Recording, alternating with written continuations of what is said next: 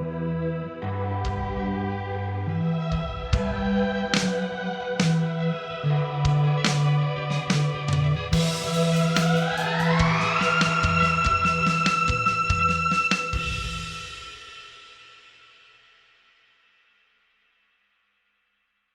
strangers, welcome to another episode of the Strange Sessions. As always, I'm Krista. With me is Kurt, and we have our stranger favorite guest host with us today, Kory. Hey, Kory. Hi. Welcome to the podcast, Kory. Hey, thanks. Kory didn't want to do the lead-in. We were going to have Kory No. do the intro, and Kory shot that down. We should be I'm polite not to our ready guests. for that privilege yet. Maybe when you co-host 10 episodes, then There you we can, go. then Make you it can 10. get that. This is number 5, right? I think this is Kory's 5th. He was here for the Christmas one. He did Mel's Hole. He did... Which still makes me giggle. I can't help he it. did Ben McDonald. the diver, Yep. one that still creeps me out to this that day one. with the having to take your tank off and go through like the little tiny... That's a big nope for me. That's a definite nope for me. So, you were here for the Armchair Treasure Hunt one. You were here for Yep. that one. You were here for... Maybe this is my 5th, yeah. Yeah, I think this is your 5th. Number 5. Hey, quick reminder if you're just, well, it's not a reminder if you're just tuning in. But if you don't want to hear us do the taste test and housekeeping and welcome new Facebook strangers, then stop, check your show notes, fast forward to when the actual topic starts. Also, if you don't want to listen to that or the rest of the episode, you can skip the episode. Just fast forward all the way Fast to forward the all the end. way through. I think we still get a Seems listen. unnecessary, but I don't know. yeah, right. Yeah. It still It's counts funny as a because when I download, listen right? to other podcasts, they're always like, make sure to like and subscribe, make sure to give us good reviews, and you and I we've just like never never do said that. that. It's like, leave us good Oh, yeah. reviews if you guys want. And we have a coffee website where you can support us, but we never talk And that's about another thing is like, especially in this economy situation that is a dumpster fire, the fact that people are giving us money. that. It's crazy. So just thank you guys so much. And we just recently got a couple new subscribers. We on did, coffee, and we're so thinking about something cool we can do with the money. We're looking at... we keep teasing. We I keep think we talked teasing, about it but we're last time, talking too. about possibly next summer, maybe doing we'll just say maybe doing a show from another location. Yeah. So we'll see. I think But you should Exciting. give it to the co-host that's... give it to the most co-host. 5 co-hosts get the money. Yeah, we'll make you drive to that location. Yeah, that's your. That's your job. That's what you get to do. Drive us. Do we have any Jim would housekeeping? totally drive us, by the way. I don't think so. Nothing earth-shattering has happened. I'm actually on our side sessions notes. I'm not on this episode's notes. Ooh. I'm excited about today's side That'd session be too. a Actually, fun Mandela effect joke. It would be. Like do a whole episode. Oh, Sophie texted me on the way down here, and she wants me to use this joke that she saw on Reddit. She said, okay. I need to work this into the episode. It's got to be better than any pickle joke we have. It's got to be. She wanted me to use the joke. 2 conspiracy theorists walk into a bar. There's no way that's a coincidence. So that's a joke. That's funny. Do we have any housekeeping? Just thank don't you guys think for the so. coffee subscribers. Like, Yeah. I'm scraping change together from my couch cushions to get a McDouble from McDonald's, and you guys are giving us money, so I thank know. you so much. And We used still it. We did sending use us it for the stuff, post office box, so we got another 6 months on the post office box. which is good because we have another package that we yeah, don't should know we who just it's should from. we open those first? We could. Yeah. We don't know that they're taste test items. Do you want to do strangers? Oh, Do we have any? Anthony Edwards. Oh, okay. So because you are the only one, Anthony. Anthony Edwards, the guy from ER? Anthony. Oh, so Maverick? Or Goose? He was Goose, wasn't Goose. Yeah, he was Goose. Yeah, He right. dies, by the he? way. Anthony Edwards? Isn't that he was, Yeah. Was it he on is. ER? Yeah. Oh, yeah. The one that was Goose? Yeah. Yes. Oh, I didn't know that. I never Jeez, watched Kurt. ER. Oh, it was a good Is that, his, show. is that his name? Yeah, that's his name. I think that's his name. One of Yeah. my all-time big crushes, and I'm working on rating my crushes because somebody Anthony wanted... Edwards made you think of your. No, because one of my 'cause he was one of number my one. one of my all-time big crushes was on ER for a little while. Who? Uh, Tell me. She's mostly known for being a River Song on Doctor Who. I talked about her with you. She's a British actress. Blonde or brown hair? I think reddish. Oh, Was she the one that had the limp? She was carrying the cane? I can't be. In the ER? You know, Laura Innes or whatever? no, not Laura Innes. She was River Song. She like was River Song. redheaded, though. River Song on Doctor Who was like one of the coolest characters like ever in a Like show. her name was River Song. River Song was her name. It is. Oh my God! I can't believe I can draw on a blank on her name. Alex Kingston. Oh, curly hair. Yeah, She was like, Oh, she had an Australian yes. kind of accent. Okay, Yeah. I know who you're talking about now. her. Okay. Yeah. She is. We did talk about her. Yes, she is in my top 3 crushes. Wow. Another crush that she looks like that I realize that I might have a type. There's another one that I've had a crush on. You have a type. I've had a crush on for years, and I never realized they kind of look similar. Is Ginger Z? She's the weather girl on Good Morning America, but she looks just kind of like Alex Kingston. Maybe it's the curly hair. Does she have curly hair? Because Kelly Russell has curly hair. Sometimes she does, sometimes she doesn't. And we know you like Kelly Russell. Carrie Russell. Names, whatever. This is Ginger Z. So she kind of looks similar.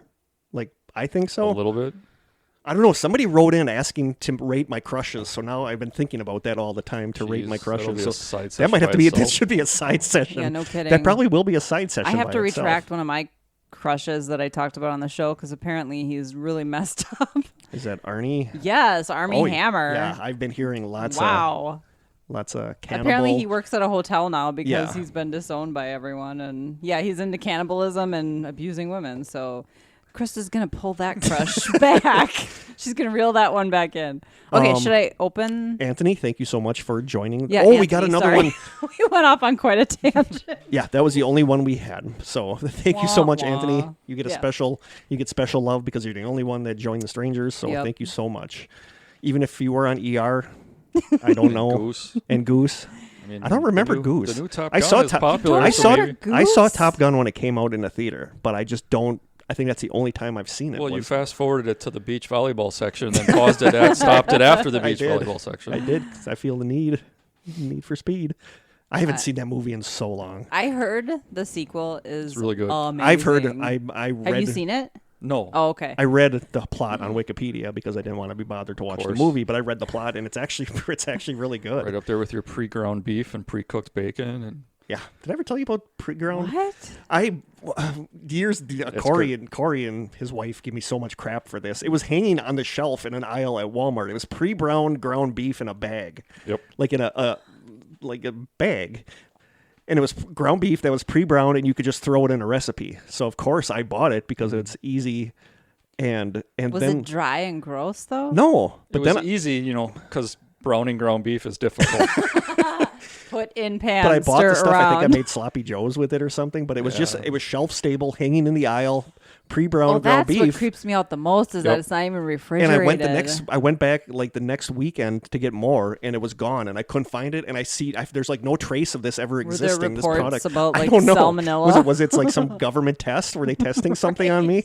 Whenever you had a recipe that you needed to use onions, do you buy an onion and cut it, or do you buy pre-cut onions? No, I buy it and cut it. It's so much cheaper that way. If you had a recipe, I buy the pre-cut ones from the. He will spend 3 times as much to buy a pre-cut onions versus just buying a 49 man who's cent scrounging around in his couch for change. I ain't got time to chop onions. I'm a busy man. I am a busy man. They do make I got me podcast cry. research to do. It's true. It's like he's $2, sacrificing $2.50. onions. Yeah, versus like 49 cents for an onion. If there's an easy way out, like when I make my pea soup, my split pea soup, which is actually really good in my crock pot, it's all. We have a frog who's like putting his little hands up on the window and like looking trying to get in. here. Oh, I see it. Oh, yeah, look at him. He's like got one little hand up on the window. I always think they're trapped in there, but they actually dig holes and like burrow their way out. Yeah, I rescued one and then I realized that was actually his home. Sorry. Oh, that's cute. He's cute. He's Let's like open our totally packages. like, hey. Okay. Let's open our. We have one from Coleman, and then we have one. Yeah, because we've been sitting on that. I think it. Kory, do you want to open it to see if it's a taste test item? Who's got the? Kory struggle with the package. Is that the ritual dagger? Oh, ceremonial dagger. I said ritual dagger. It's not really the way I planned on it, but it worked. Oh, there's a bunch of stuff, it looks like. All right. Oh, I do see taste test stuff. Potentially, right? Unless he sent you cleaning supplies. Cleaning supplies. Nope, there's definitely taste test items in here. I would say they're all. Okay, we'll hold off on those till next time. Yeah, we are set on taste test items, I think. So we're going to hold off on Coleman's taste test stuff till next time. Oh, one thing I did see, I've had those before. I think everybody has had those before. Did you like them? Yeah. Okay. Okay, are we opening this now? Yep. I have no idea what that is or who that's from. Me neither. It just says fragile. Fragile. Must be a Hopefully it's not a head. What's in the box? What's in the box? What's in the box? That was just on. Or maybe it's on Netflix right now. Speaking of actors you've soured on, Kevin Spacey. I know. I never had a crush on him, though. I know, yeah. He was great in Usual Suspects, so. And Kaiser Soze. Kaiser Soze. 7? I think so. I think it was, and you barely see him in that movie. That looks like decorations. Oh, it could be mugs. Yeah. It is a mug. It's the coffee makes me poop mug. Oh, Oh, it's from Brad. It's from Brad. It's Brad's Killing, Missing, Hidden podcast mugs. Oh, these Nice. are nice. These are. Where did he get these made? Yeah, can you These are really nice. make some for us? Yeah, these are super Wow. nice. They're like heavy duty, and this can go in the dishwasher. Yes. Yeah, it's so nice. Those are going to your guest host. That's one right there. I guess those. These are Brad. Brad. Thank you so much. You're getting a hug from us when we ever meet you in person. Yes, it's gonna be really forceful. When is that Bad Things of Summer I think coming out? he wanted everybody to submit by July 15th. Oh, okay. So Well, this is awesome. Brad, and I'm thank you slightly so jealous much. of the quality of these mugs. Thank you so much. Like, seriously, I'm going to be messaging you to find out where you get these made. Because Thank you, Brad. thanks, Brad. Sorry, Kory. It's all right, I guess. By the way, do you want that red mug? I know yours got destroyed. You can just have that one. No, that's right. Are you sure? Yeah, you give it to your next guest host. You I sure? mean, we have boxes of Oh, mugs. okay. Maybe I'll take one So then. you should. It doesn't even have to be the red one. You can have the white one, too. Should you I jump just into know the you taste took the red test? one. I Yeah, feel yeah, like we're getting late on time, aren't we? It's 17 minutes, but Okay. we had a lot of mumbling and stumbling. This one. Yeah. Start with this one because the next one's going to take some time to get through because you know what the next taste test is. Yes. The one from Stephanie. Yep. That'll be a whole episode kind of This one I'm kind of excited about. It is from Josh and Whitney, the Carpenters. It is Not the singing duo. organic watermelon jerky. Ooh. Wait a second. Can you jerk watermelon? So isn't it like just dried Is watermelon? it dried fruit or is it watermelon like infused jerky? Oh, that's a good question. like It two says different organic things. watermelon, so I think it's just going to be dried fruit. Yeah. Okay. The jerky but threw it's me off a little chewy. bit. Yeah, or it's like chewy like jerky.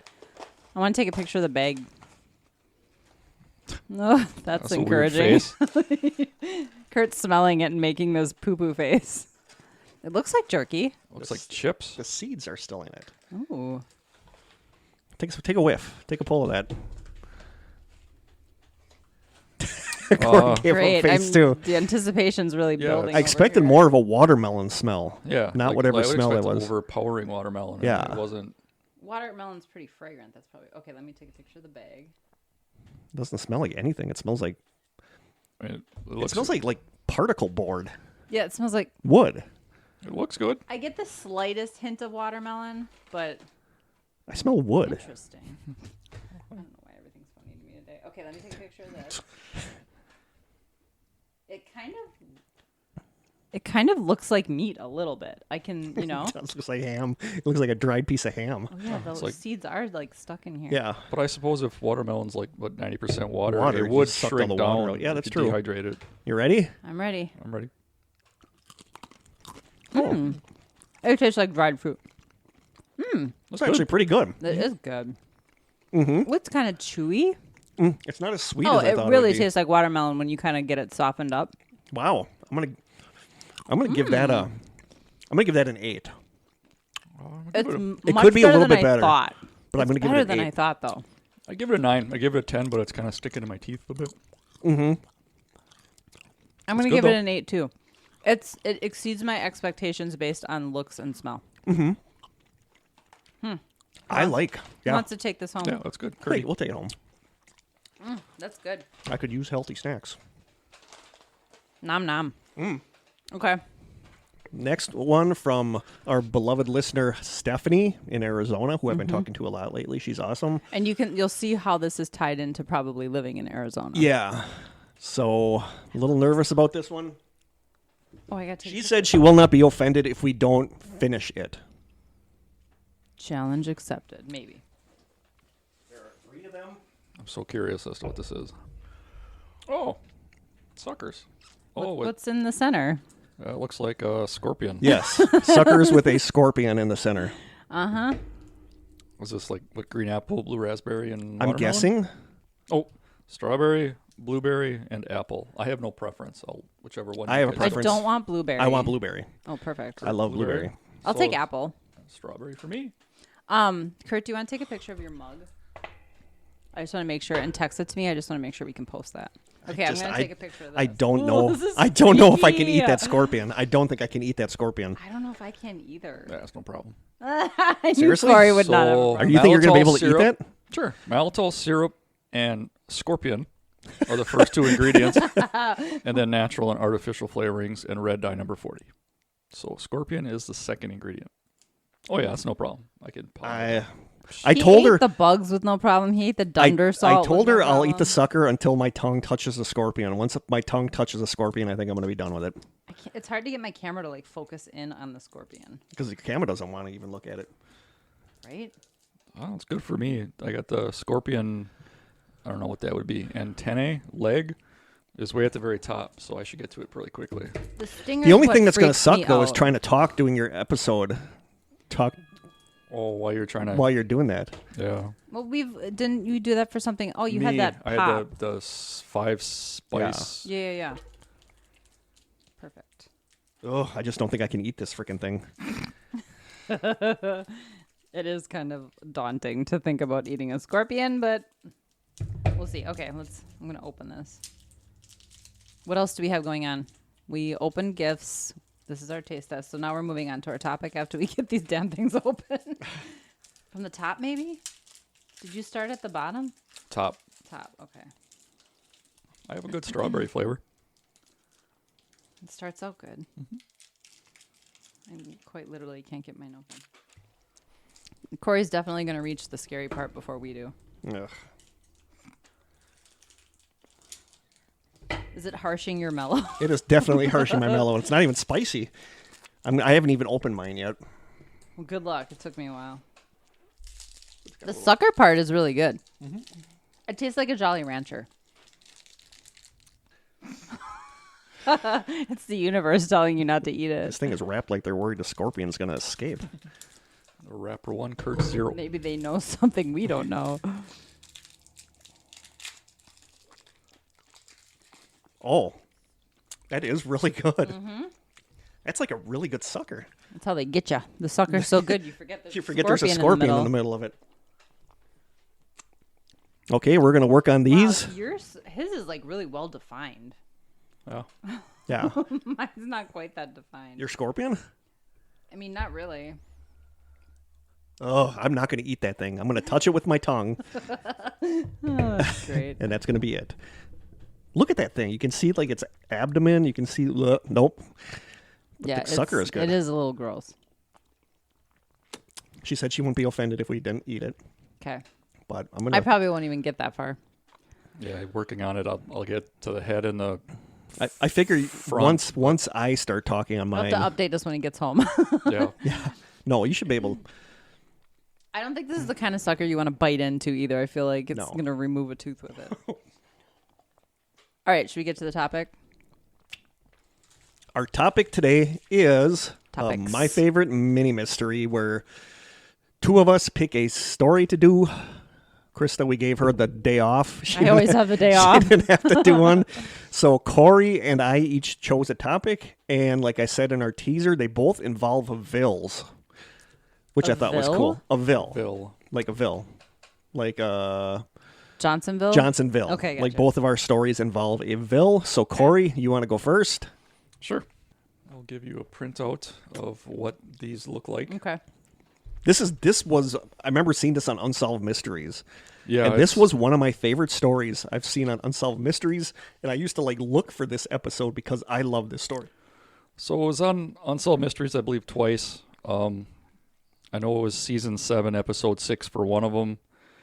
It was on 48 Hours, season 34, episode 34.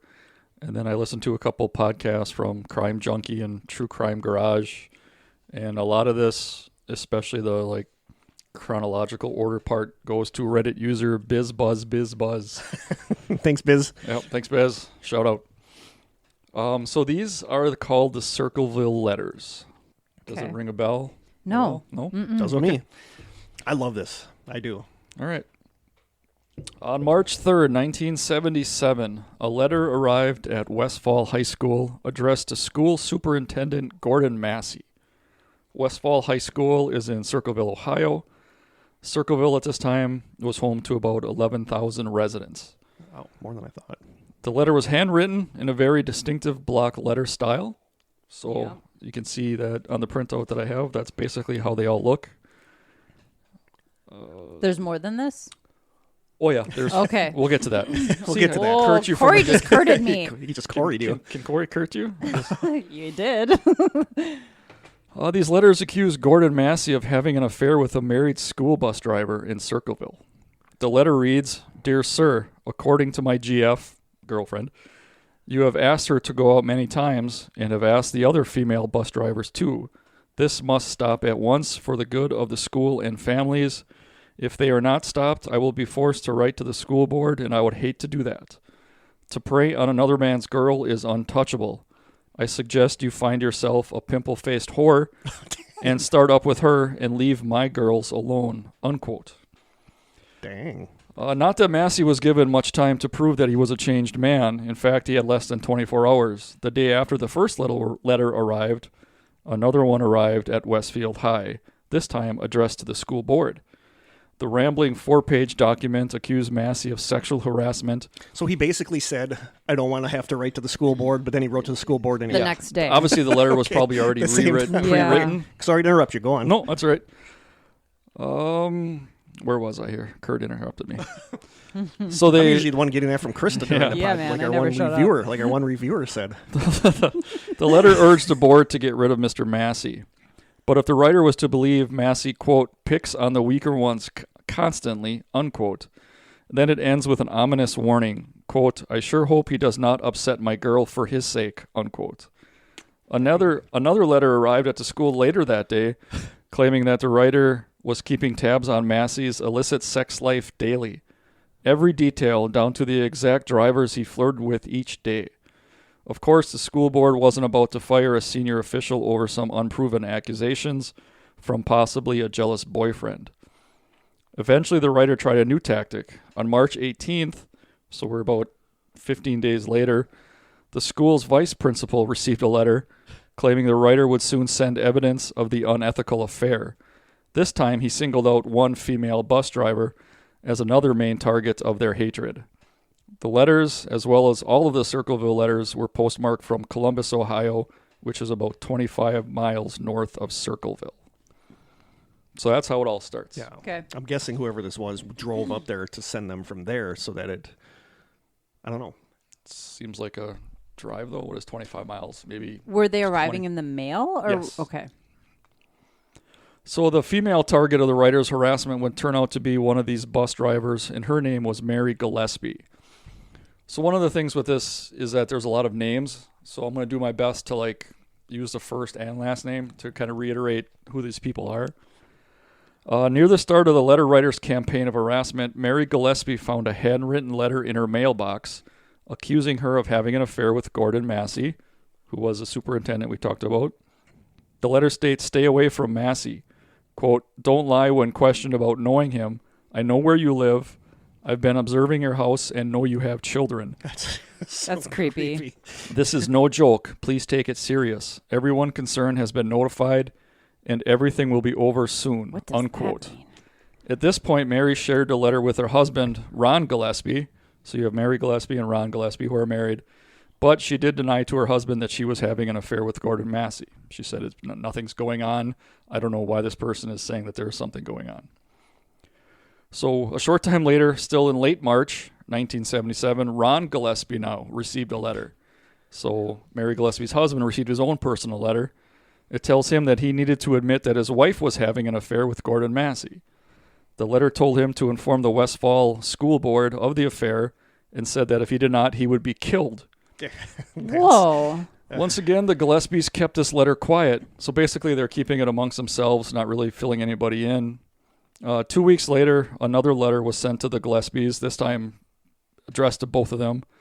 Once again, the writer addressed Ron in the letter, telling him, quote, Gillespie, you have had 2 weeks and have done nothing. You are a pig defender.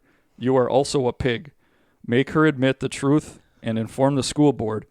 If not, I will broadcast it on CB, posters, signs, billboards until the truth comes out. Only pigs ride motorcycles. Good hunting in your red and white truck on your way to work. You will see this is no joke, unquote. And this is just an abridged version. The full thing comes off as even a little more frantic and rambling.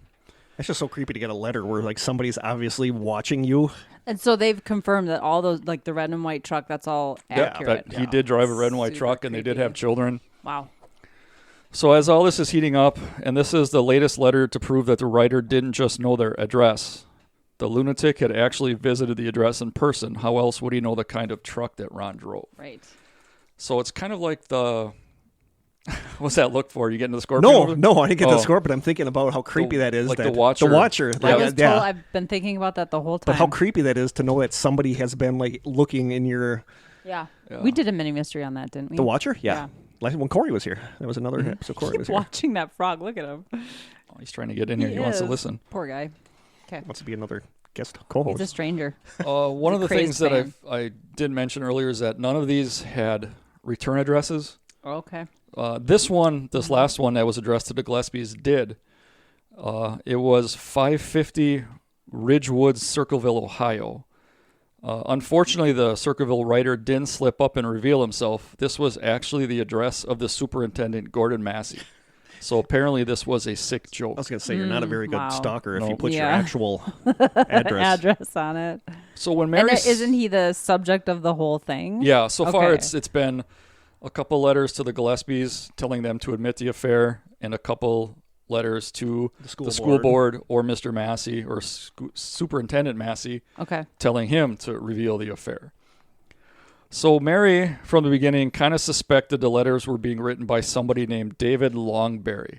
He was a fellow bus driver who had expressed romantic interest in her and whom she had rejected. And whom is clearly unstable if that's the person they're talking about. Determined to get to the bottom of who's writing these letters, Mary and Ron Gillespie reached out to Ron's sister. Her name was Karen Freshover, and her husband, Paul Freshover, and Paul's sister, who doesn't even really get named. So at this point, we have the Gillespies reached out to Ron's sister, Karen, and her husband, Paul. So that's where more of these names come in. I know one of these names gets featured a lot. Yeah. So everybody was getting letters, but they were all keeping them to themselves. Like I mentioned, the school board and Mr. Massey kept those under wraps, and then the Gillespies were keeping them under wraps until they got the Freshowers involved. And since Mary believed David Longberry was the writer, the five of them, the Gillespies, the Freshowers, and Paul's sister, decided to kind of write their own letter to David in the same style of block letters, telling him that they knew that he was the writer of the letters. So is that a really good idea? To antagonize the person you think is... That's probably not what I would have done. No. But they made it seem like, I know this is the guy that's doing this, so we'll do the same thing to him. Yeah. And what if he's not? Now they're just harassing some poor dude. Now he's creeped out because he's getting... Yeah. The letters stopped for a few weeks, so they thought they actually had identified Mr. Longberry as the writer, and the letters stopped. So after a couple weeks of respite, Mary and Ron started to believe that the unpleasant episode was well and truly behind them. Spoiler, it wasn't. It wasn't. This wouldn't be a mini mystery. Okay, we're all done, Kurt. But one afternoon, driving home from work, Ron spotted something horrific. A sign by the side of the road in that same scrawled block handwriting. It accused Gordon Massey of having sex with the Gillespies' 12-year-old daughter, Tracy. Dang. He stopped his car to haul the obscene sign out of the ground, but over the following weeks, more and more callous signs started springing up faster than the Gillespies tore them down. That's horrifying. Yep. And soon the scandalous story spun by the Circleville writer spread around the town like wildfire. When you and I leave here today, we should put a sign at the end of the road saying something about Krista. Like a block lettering. You have sign supplies in your car, Kory? Yeah. So basically, now the letters were being written, they stopped, and now signs are being put out. And now that the public can see it. Yeah, and it's amping up with what they're being accused of. No more hiding the letters, I guess. And then some of the signs, especially about Tracy Gillespie, were extremely vile. That's a 12-year-old? The 12-year-old daughter, yep. And the stress of all these horrible accusations put an immense strain on Ron in particular. These miserable morning chores of going around picking up signs continued every day throughout the whole summer. So now we get to August 19th. So the whole summer has basically gone by. Mary Gillespie and her sister-in-law were on their way to Florida for a girls' getaway, far away from the stresses of the signs and letters from Circleville. That evening, alone in the house with his daughter Tracy, Ron received a phone call. So this is Ron Gillespie, Mary's husband. He received a phone call. Tracy overheard him shouting on the phone, frustrated with whoever had called. After hanging up the receiver at around 10 p.m., Ron ran, grabbed his gun, kissed his daughter goodbye. He then ran off to apparently confront the assumed letter writer, which is who we're assuming was on the phone call. Do we not know who was on the phone? We don't know who was on the phone. Dang it. He hopped in his red and white pickup truck and tore off down the street. 15 minutes later, the wreck of his 1971 Ford was found crumpled into a tree at the end of the road. Pictures show the driver's side cabin roof bent inwards and the left side door all but disintegrated. Ron wasn't wearing his seatbelt during the crash, so he was thrown partially through the window. He died upon impact with the tree trunk. Oh, my God. So he thought he knew who the voice was. He was on his way to confront whoever it was. Do we know why he crashed? We'll get to it. Okay. Kurt just got curted. Yep. Sweet. So many Circleville residents believe that Ron's death was not an accident. It was murder. After all, the letter writer had threatened Ron's life, and if he didn't expose his wife's affair. In particular, Ron's brother-in-law, Paul Freshover, believed that Ron had been murdered after uncovering the identity of the letter writer. There were essentially two pieces of evidence that supported this murder theory. One, Ron was not a heavy drinker, but his blood alcohol level was 0.16, or double our current legal... 0.16 is pretty drunk. Double our current legal limit. Did you say what time of day it was? 10 o'clock at night. Okay. And he wasn't a big drinker. And he left his daughter, I think they had a son too. Maybe the son was older. I remember. Basically, he left his daughter alone to go confront this person, which is something that people say he wouldn't do. But if he thought he knew who the letter writer was by the voice on the phone, he probably thought he could stop this. It's frustrating. We don't know who that was on the phone. Yep. Right.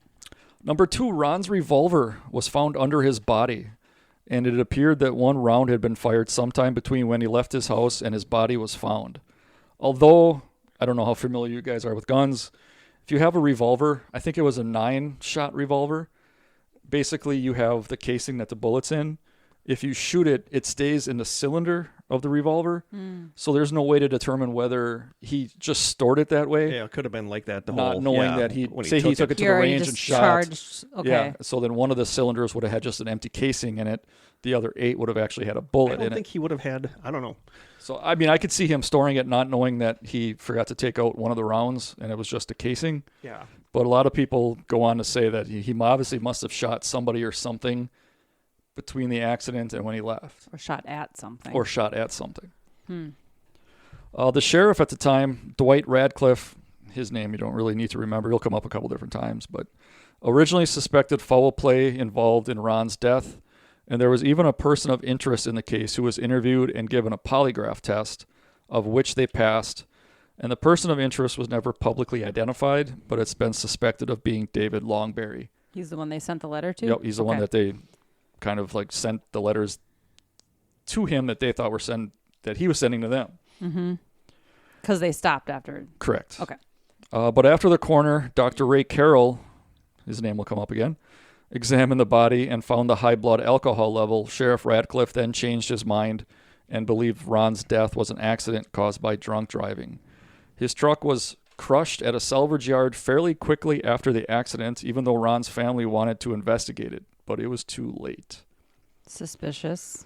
So that's another reason why some people think that there was kind of a cover-up. Yeah. Nope. You got to it? I got to its foot. I touched it. I touched its foot. Do they have feet? Yes. I touched his foot with my tongue. I totally forgot there was even a scorpion in there because it's really good sucker. He's been going to town on that It's thing. like a really good sucker, and I forgot there was, and I'm like, what is my tongue hitting? And it was the scorpion's foot. I'm done with that. I can't. Toughen up. I can't. Oh, my God. Nope. It's really good, though. I'm going to give like the actual lollipop a 10 because the flavor is perfect. I like that you called it a lollipop. Lollipop. Well, it is. It's a sucker. It's a lollipop. Aren't I always picture them those big, Oh, like the old school like kids version where it's like the size of their head. The and taste like is a 10. The taste is amazing, but I just can't. Nope, I touched his little scorpion. Frog. He looks hungry. Yeah, I should give it to the frog. Yep, I touched his little scorpion foot with my tongue. Kurt's done with it. Yep. So apparently the Sheriff Radcliffe and all the thoughts about him covering up this thing as a possible murder were possible because he was running for president of the National Sheriff's Association in a town plagued by not only an unhinged letter writer, but one who had also turned to murder wouldn't be a good look for the president of this organization. The letter writer obviously was also frustrated by the lack of investigation into the case because they got into the investigation by writing letters claiming that Sheriff Radcliffe was covering up the truth of Ron's death, and the letters also accused Dr. Carroll, the coroner, of sexual abuse of young children. Oh my gosh. So now we get to the point. Nobody's safe. Yeah, where this person seems to know all this background information about basically every like citizen. The Watcher thing, but it's not just one house. It's not like the Watcher. Town. It's like the whole town. Like it's just like some lady sitting in her window watching everything happen in the neighborhood. And we'll find out later that this person isn't always inaccurate when it comes to things he says. Oh boy. Yep. Okay. After Ron's death, the harassment continued with letters being sent to not just Mary, but to citizens around town, to the newspaper, to local businesses, to schools. Basically to everyone in Circleville. Other residents were scared since the letter writer seemed completely unhinged and knew details of the lives that a stranger would not have any way of knowing. Meanwhile, Paul Freshover, Mary's brother-in-law? Yeah, Mary's brother-in-law. Continued to insist that Ron had been murdered and even filed a report requesting that the FBI investigate Ron's death. That is pretty sketchy that he just takes off to I mean, if he died drunk driving, it was a heck of a coincidence that... You're right. And that's because he was threatened. Yeah, he was threatened. The letters and signs continued. Now we're up to February 7th, 1983. So we skip almost a year. We skip ahead. Krista, do you remember that? Did you ever hear this story? No. You remember this? Mary was driving her school bus near where Ron had died a year or so earlier when she saw a sign posted along a nearby fence. The sign was handwritten in that block style and included an obscene message about Mary's 12-year-old daughter again. Mary pulled over and attempted to remove the sign, but when she pulled it, she saw it was attached to a box with some twine. She carried the sign and box back on board the bus and found the makeshift box was sealed shut with glue. Oh, God. After finishing her shift, she took the stuff home with her. Apparently, there's some questions as to whether she opened it on the bus. I would not wait to get home to open it. I would not take the box. So it seems like the story is changed from time to time to where she brought it home. But this is the part that I remember from Unsolved Mysteries. Yep. I mean, is this a moment of what's in the box?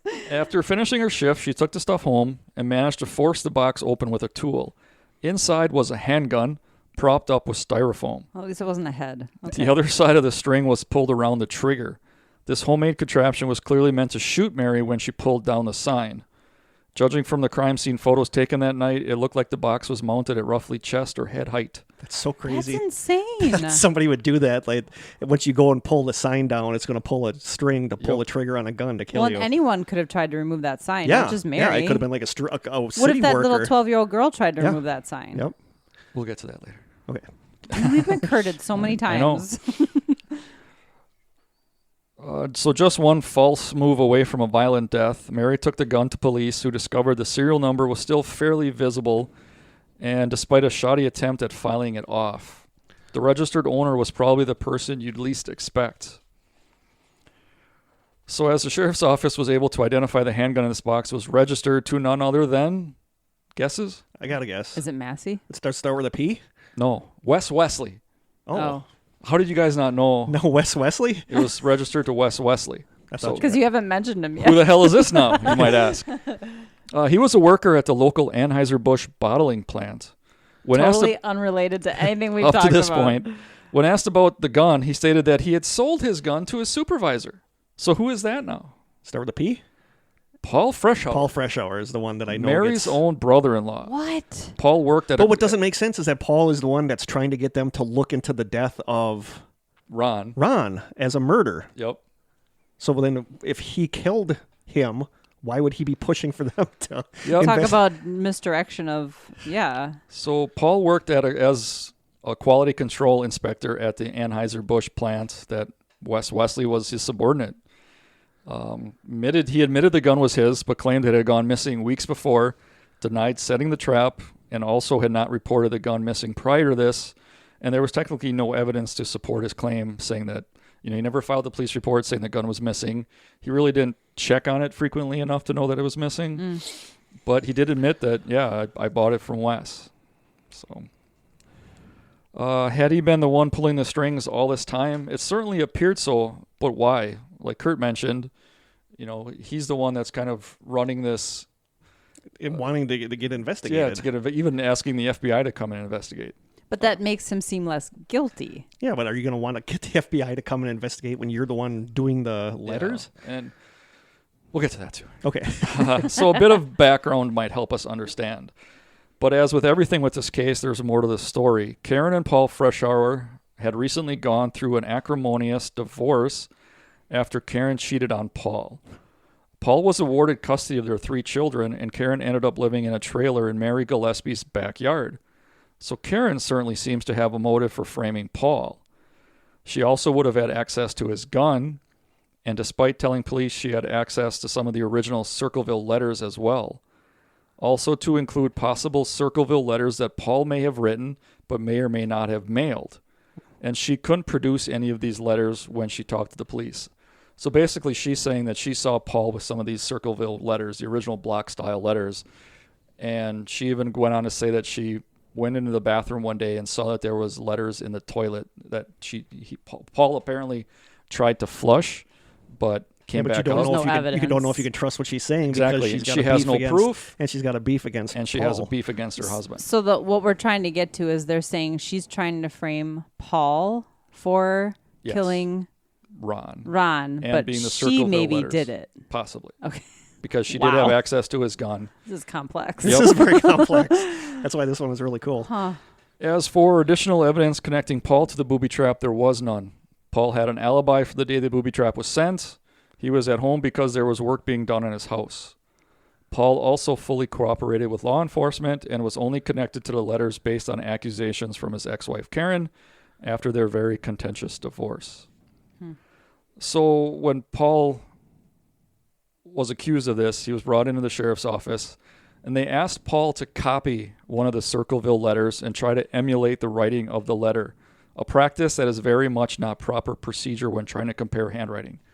So that printout I gave you... purposely not do it like you would this. take like another sample of... You would be like, we need you to fill out this form, and then you would use that form, not be like, try to make this just like... So usually the suspect is asked to write a sample in his own handwriting, not attempting to copy the handwriting. So that's what they did. They said, do you see this? Yes. Copy this exactly. It's so stupid, though. It is stupid. And when they looked at it and compared them, they're like, obviously you are the writer. So in addition to the handwriting sample that basically got him to be the number one suspect, he also failed a polygraph test. Oh, well. And then if you're nervous, you can fail a polygraph test. And then Karen told the police that maybe he was behind the letters to Mary and the superintendent, Mr. Massey. So Karen was the first person to technically link Paul to the letters. Using Karen's testimony, the copied letters, the failed polygraph, and the fact that the gun in the box was registered to Mr. Wesley, who was Paul's subordinate. Paul eventually admitted that he did buy it from him. He was charged with the attempted murder of Mary Gillespie. Paul was never charged with sending any of the letters, but they were used as evidence against him in trial. There was also no physical evidence ever connecting Paul to either the letters or the booby trap. Paul eventually prepared for the case against him by checking himself into Southwest Mental Health Center, planning to plead insanity, but eventually dropped the idea. Instead, he simply pled not guilty. When the case went to trial, the prosecution provided further proof that Paul was a person they'd been looking for. They had the handwriting experts testify. They had his employee records at Anheuser-Busch. At this point, there were 494 letters. They don't have an exact figure, which doesn't make sense because they specifically said 494 letters. But these were basically half of all the eventual letters. There were somewhere between 1,000 and 1,500 letters. Oh, my gosh. And then on top of that, the jury listened to a treasure trove of circumstantial evidence pointing towards him. Despite having a solid alibi for that day, Paul never bothered taking the stand to defend himself. His defense came off weak, and he was eventually convicted to a maximum of 25 years behind bars. At this point, it seems as though the mystery of the Circleville writer had been solved. The only problem with this theory? I know the problem with the theory. I know. More letters came when he was in prison. The letters continued even after Paul Freshover was imprisoned. The prosecutor in the case got a letter saying he was guilty of corruption. Businesses got them saying that they were going to go under. Even Paul himself received letters, one stating, quote, "Now, when are you going to believe you aren't going to get out of there? I told you 2 years ago, when we set them up, they stay set up. Don't you listen at all." Don't you think at that point Unquote. someone would be like, we got the wrong guy? Yeah, but don't people theorize that he's writing the letters and he sent himself a letter to get him to make him look? They monitor all mail, and you do not get private mail stuff in jail. They monitor everything that goes in and out of there. Seriously? Now, clearly, it is possible for people in prison to write and send letters. So the prison took numerous measures to ensure that Paul could not write these letters while in prison. These measures included putting Paul in solitary confinement, where he had no access to pen, paper, or the mail, and yet the letters continued to be sent during this time. Let poor guy out of jail. Repeated sweeps of Paul Freshover's cell never showed evidence that he wrote any of the letters. They didn't find any contraband pencils or pen or graphite, no paper. He was regularly strip searched, and all of his incoming and outgoing mail was examined. Eventually, the prison warden wrote a letter to Paul's ex-wife, Karen, telling her that it was impossible that Paul was writing these letters from his cell. Additionally, Paul Freshover was imprisoned in Lima, Ohio, about 100 miles from Circleville, and all the letters, like we talked about, since 1976 were postmarked in Columbus. Okay, so obviously he's clearly not. Impossible. So it's not clear how letters sent from a prison in Lima to Circleville through Columbus would have been postmarked at Columbus. Did he stay in prison? 1993, the television show Unsolved Mysteries was set to air a segment on the Circleville letter writer. Prior to the filming of this episode, the producers of the show received a postcard in the same block style. It said, quote, "Forget Circleville, Ohio. If you come to Ohio, you El Sickos will pay. The Circleville writer," unquote. El Sickos? That's pretty ballsy to send Unsolved Mysteries you're going to die postcard. The producers were undeterred, and the segment was filmed and broadcast, including an interview with Paul Freshover. I remember the interview. He's in prison. He's like interviewed in prison. Who, up to that point, was just about to be released on parole after serving 10 years. Wow. The postcard was one of the final communications sent from the Circleville letter writer. No letters were sent after 1994. So the writer unmasked? ? In August 2021... So now we're definitely fast forwarding. Yeah, that's a big fast forward. That's last year. The CBS show 48 Hours aired an episode that they claimed definitively identified the Circleville letter writer through forensic document examination. CBS hired a document examiner named Beverly East, who compared the Circleville letter writers to Paul Freshover's known handwriting. She found numerous links between the letter writer's handwriting and Paul's handwriting, especially in the formation of his numbers. Beverly East said there were patterns in the anonymous letters that did not match Paul's handwriting, but found more than 100 quote-unquote quirks of Paul's writing that did match. Questions up to this point? Questions up to this point is that how was he getting the letters out sent? That's the big question. I remember last year it coming out that they believe Freshover was the Circleville writer, and that just never sat right with me that. Unless he was working with someone. But were these letters already written and someone was just sending them for him? My original thought was that he was working with his wife doing this, but then when they had their heated divorce, his ex-wife? Yeah, when they got their heated divorce, she would no longer be covering for him by sending. I don't know. All right. Nope, Kory's got more. A little bit more. However, not all experts on the 48 Hours program agreed with that Paul Freshover was responsible for writing the letters. Former FBI profiler Mary Ellen O'Toole did not believe there was enough evidence to state that Paul was the letter writer. In particular, O'Toole points to the letters that were sent while Paul was in prison, since it was physically impossible for Paul to write and send those letters, and it seemed clear that there had been another person involved. It should be noted that there was not just a couple of letters sent during Paul's 10 years of incarceration, but that there were literally hundreds of letters sent after his incarceration to people all over central Ohio. O'Toole also believes that the letters were written by a female writer and that the letter writer was not well educated. Paul Freshover had 3 college degrees, including a master's degree. Dang. So the question of who wrote the letters, who set the booby trap for Mary Gillespie, and whether Ron Gillespie died as a result of an accident or foul play has yet to be answered 45 years later.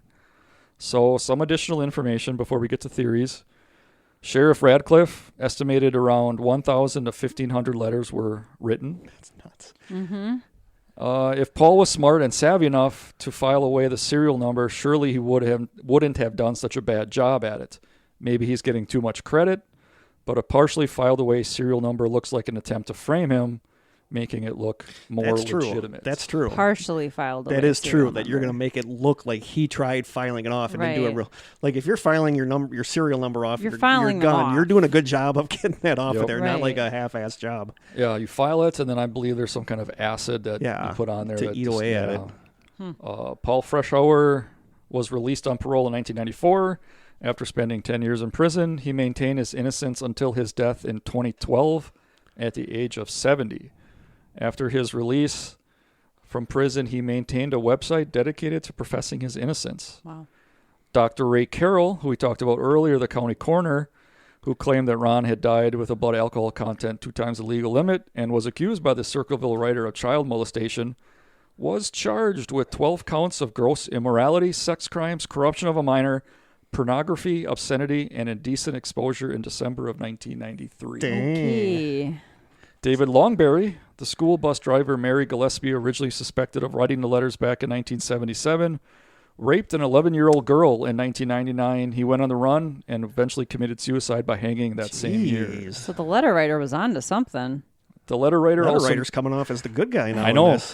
The letter writer also made accusations against Roger Klein, who was the prosecutor that helped to convict Paul Freshover, but those are a bit harder to confirm. Specifically, he was accused of having an affair with a school teacher and then having her murdered when he found out she was pregnant. But despite some random couple in Ohio confirming this theory to a TV news station, there is literally no evidence of this. Wow. Klein did go on to become an appellate court judge before retiring in 2013. Was right about some other stuff, obviously. And how did he know this stuff? I don't know. He or she. They think it's a woman, right? They think. Because of the way the writing is? While Paul was serving his time in prison, a fellow school bus driver of Mary's came forward saying that they had seen a large man with sandy hair in a yellow Chevy El Camino standing at the site of the booby trap sign on February 7th, 1983, about 20 minutes before Mary found the sign. When the driver passed by, the man turned away from her so she could not see his face. Paul Freshover had dark hair and was not a large man, so he was clearly not the man that was seen by the bus driver. He didn't have a yellow El Camino either, did he? Karen, Paul's ex-wife, was, however, dating a man who was large and sandy-haired, and her brother also drove an El Camino. Police opted not to follow up on this tip. On. So who's... Karen's ex-wife. Ex-wife of... So maybe Karen's new guy is trying to frame Paul Freshover? I could buy that. I could buy that too, actually.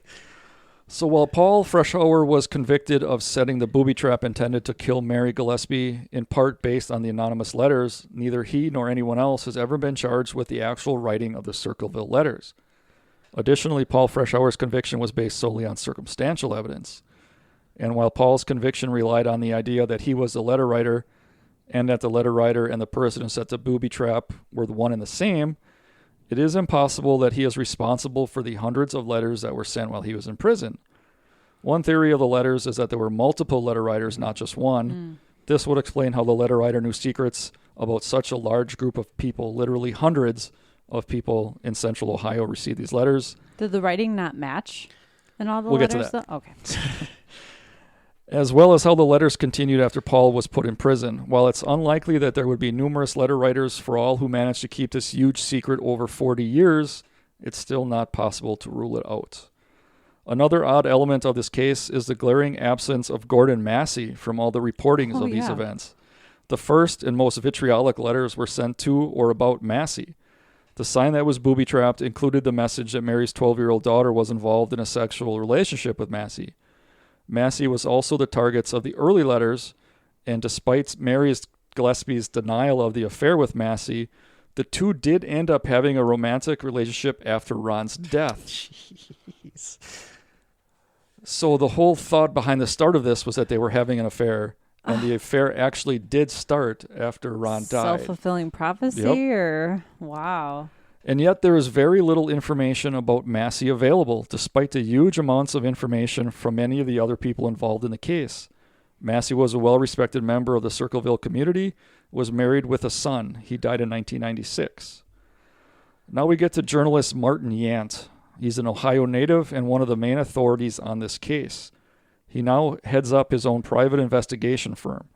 During his journalism career, he was deeply involved with the Innocence Project and contributed to overturning 23 wrongful convictions. We know all about the Innocence Project here with our, what's his name?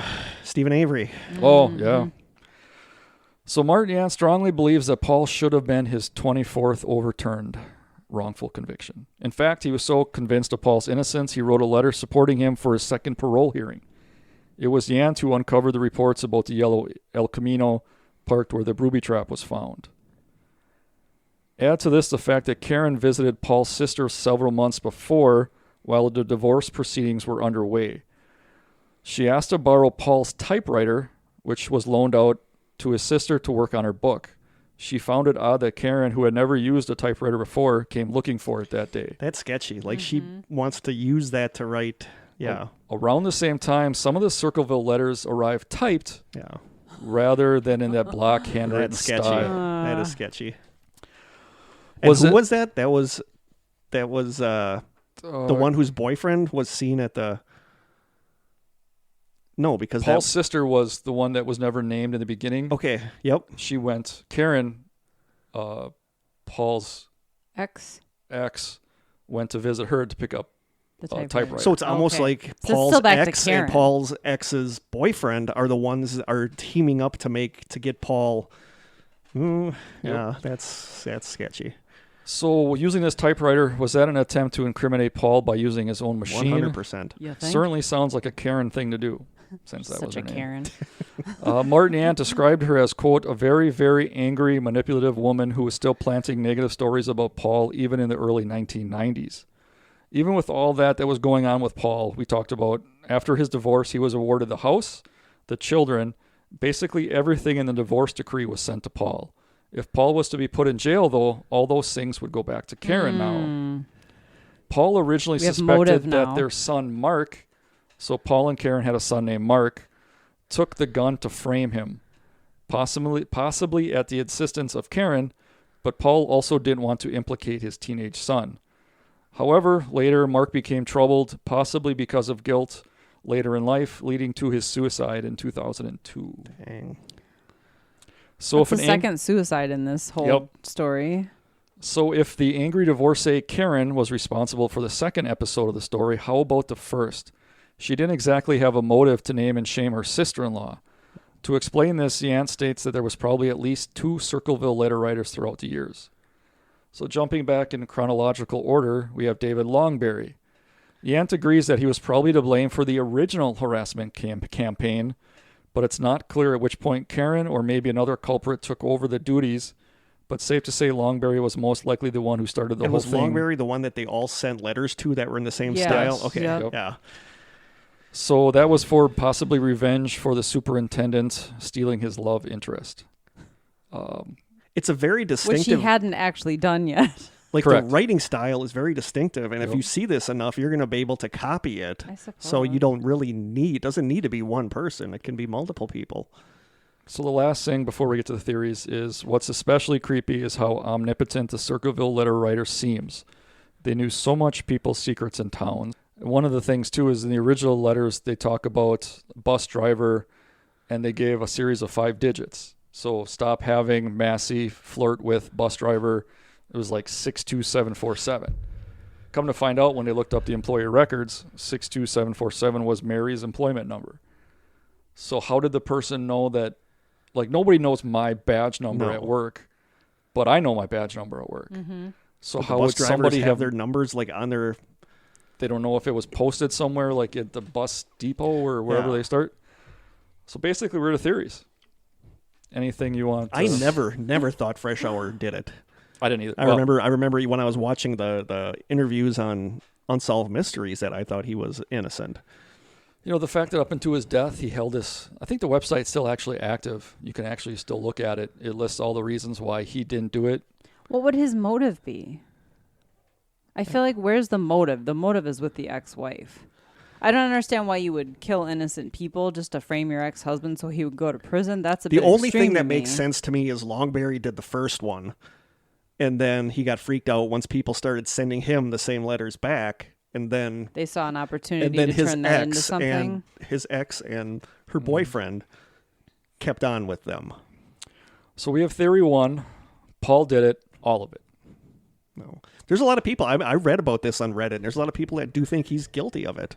Yeah, I think that Ron's death was basically an accident, but it's just so so coincidental. It's so coincidental that murder in a letter. Like, I wish I knew who he was talking to on the phone. I wish there was some record of who he was talking to on the phone. Like, did someone lure him out of the house? When he went storming out of the house with a gun. Yeah, I don't know why they couldn't. Maybe it's something that they couldn't do back in the late 70s. Was now he would be all. You could find that number, no problem. Plus, Circleville writer I would think that would be in your phone record. The writer now would have email too, so imagine how that would be. Yeah, it'd be in Comic Sans. Yeah, it'd be a certain font. Gothic, whatever. Theory 2, Paul did it with an accomplice, but who?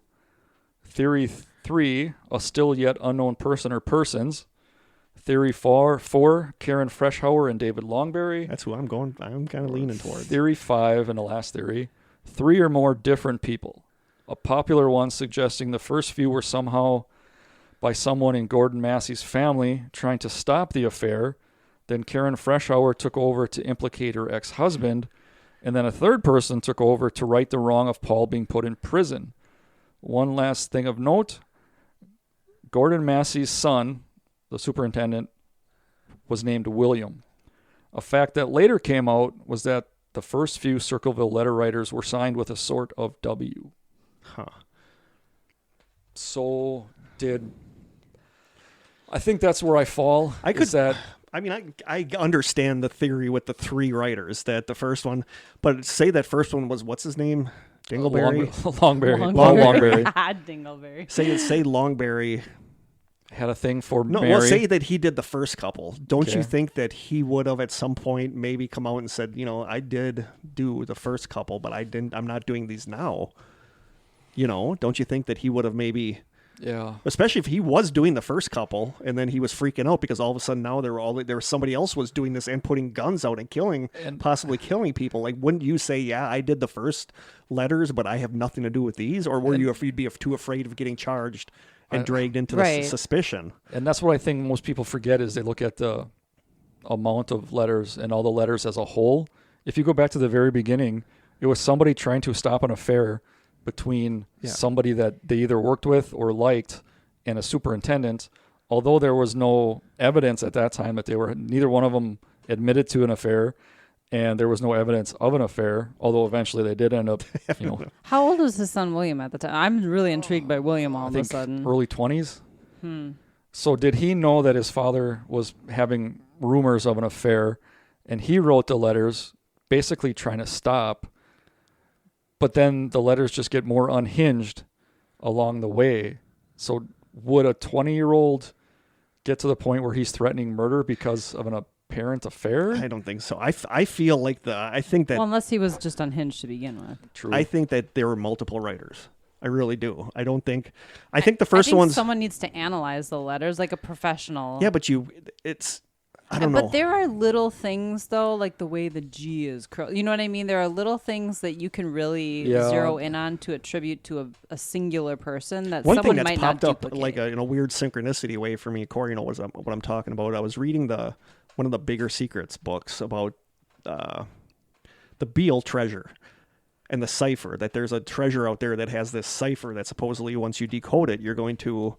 Die? No, you're going to figure out where this treasure's buried. Okay. That's way better than my And theory. there's another letter there that they've cracked that you have to use the letter or the words from the Declaration of Independence. Declaration of Independence. But they did something on it called stylometry.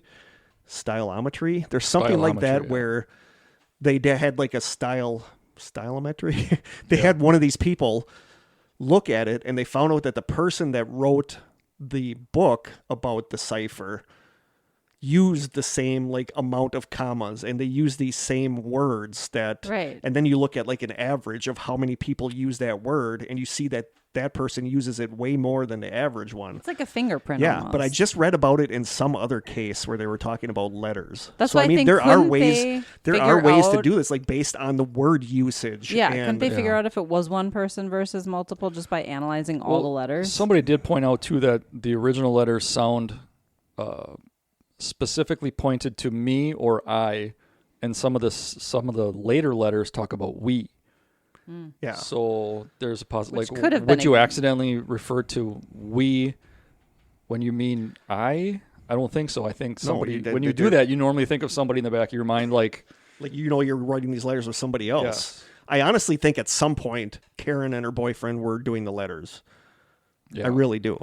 I think it's theory at 5. At least the framing. That it's 3 people? I think it's 3 people. I don't necessarily know if William Massey's son was the one doing it, but I think somebody just wanted to stop the affair, and then I don't know how it got so unraveled to where they were threatening with murder and like stalking, looking at Ron's red and white truck and knowing that they have children and where they live. And knowing that people were basically pedophiles. Like, and knowing all this background information. Someone in law enforcement? Yeah, the prosecutor was maybe doing something. The coroner was molesting young children. Longberry was convicted of raping an 11-year-old and then hung himself. So, yeah, you have all this inside information that I don't think... It would have to be somebody that have all that information. Yeah. And it was before the internet, so you have no way of like hacking into somebody's email and looking at all this stuff. No. So, yeah, it's... Still to this, was it like 45, 50 years still later? A mystery. Krista would say that's a real head scratcher. It's a head scratcher. I never thought Paul Freshover was guilty. No, it doesn't feel right because I still can't figure out what the motive is. And it sucks if you're in prison and you get that letter that says, we told you that if we set you up, you'd stay set up and all this stuff. And like you said, you don't try to involve the FBI because you know they're going to throw all kinds of money and people at the problem. They're going to know it's you. You know, some little small town like Circleville Police Department is one thing, but when you got the FBI looking at it, that's a completely different thing. It's just so weird to me that person died storming out of the house from a phone call. Yep. And it's just such a coincidence that... I mean, like I have 2 young kids, teenagers, almost teenager, and I don't think... I guess I probably would leave them home alone if I knew that there was something going on, but I think Mary was 12, so that would be basically my daughter. You're going to run out of the house with a gun? You're going to take a gun? But isn't 12, at least here, legal babysitting age? Yeah. I mean, you can be responsible for other human beings. Yeah, but something really set him off if he goes storming out of the house with a gun. And we certainly wouldn't take her with if he felt there was danger. No. Yeah. So that is the G's are very distinct. They like have a curl up at the top and then a curl at the bottom. But I feel like with the way that looks, it's easy to write a letter like that.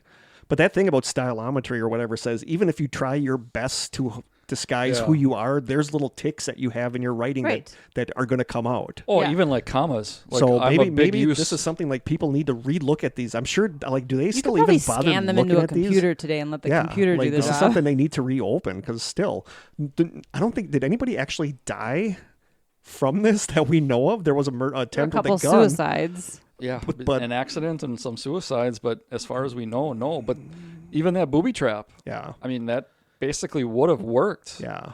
So it's like... That's scary. That is scary. That's a good head scratcher, Kory. That is a good head scratcher, Kory. Yeah, I've always been it. fascinated with that case. Now he's going to go to town on his scorpion Now lollipop. on to my head scratcher.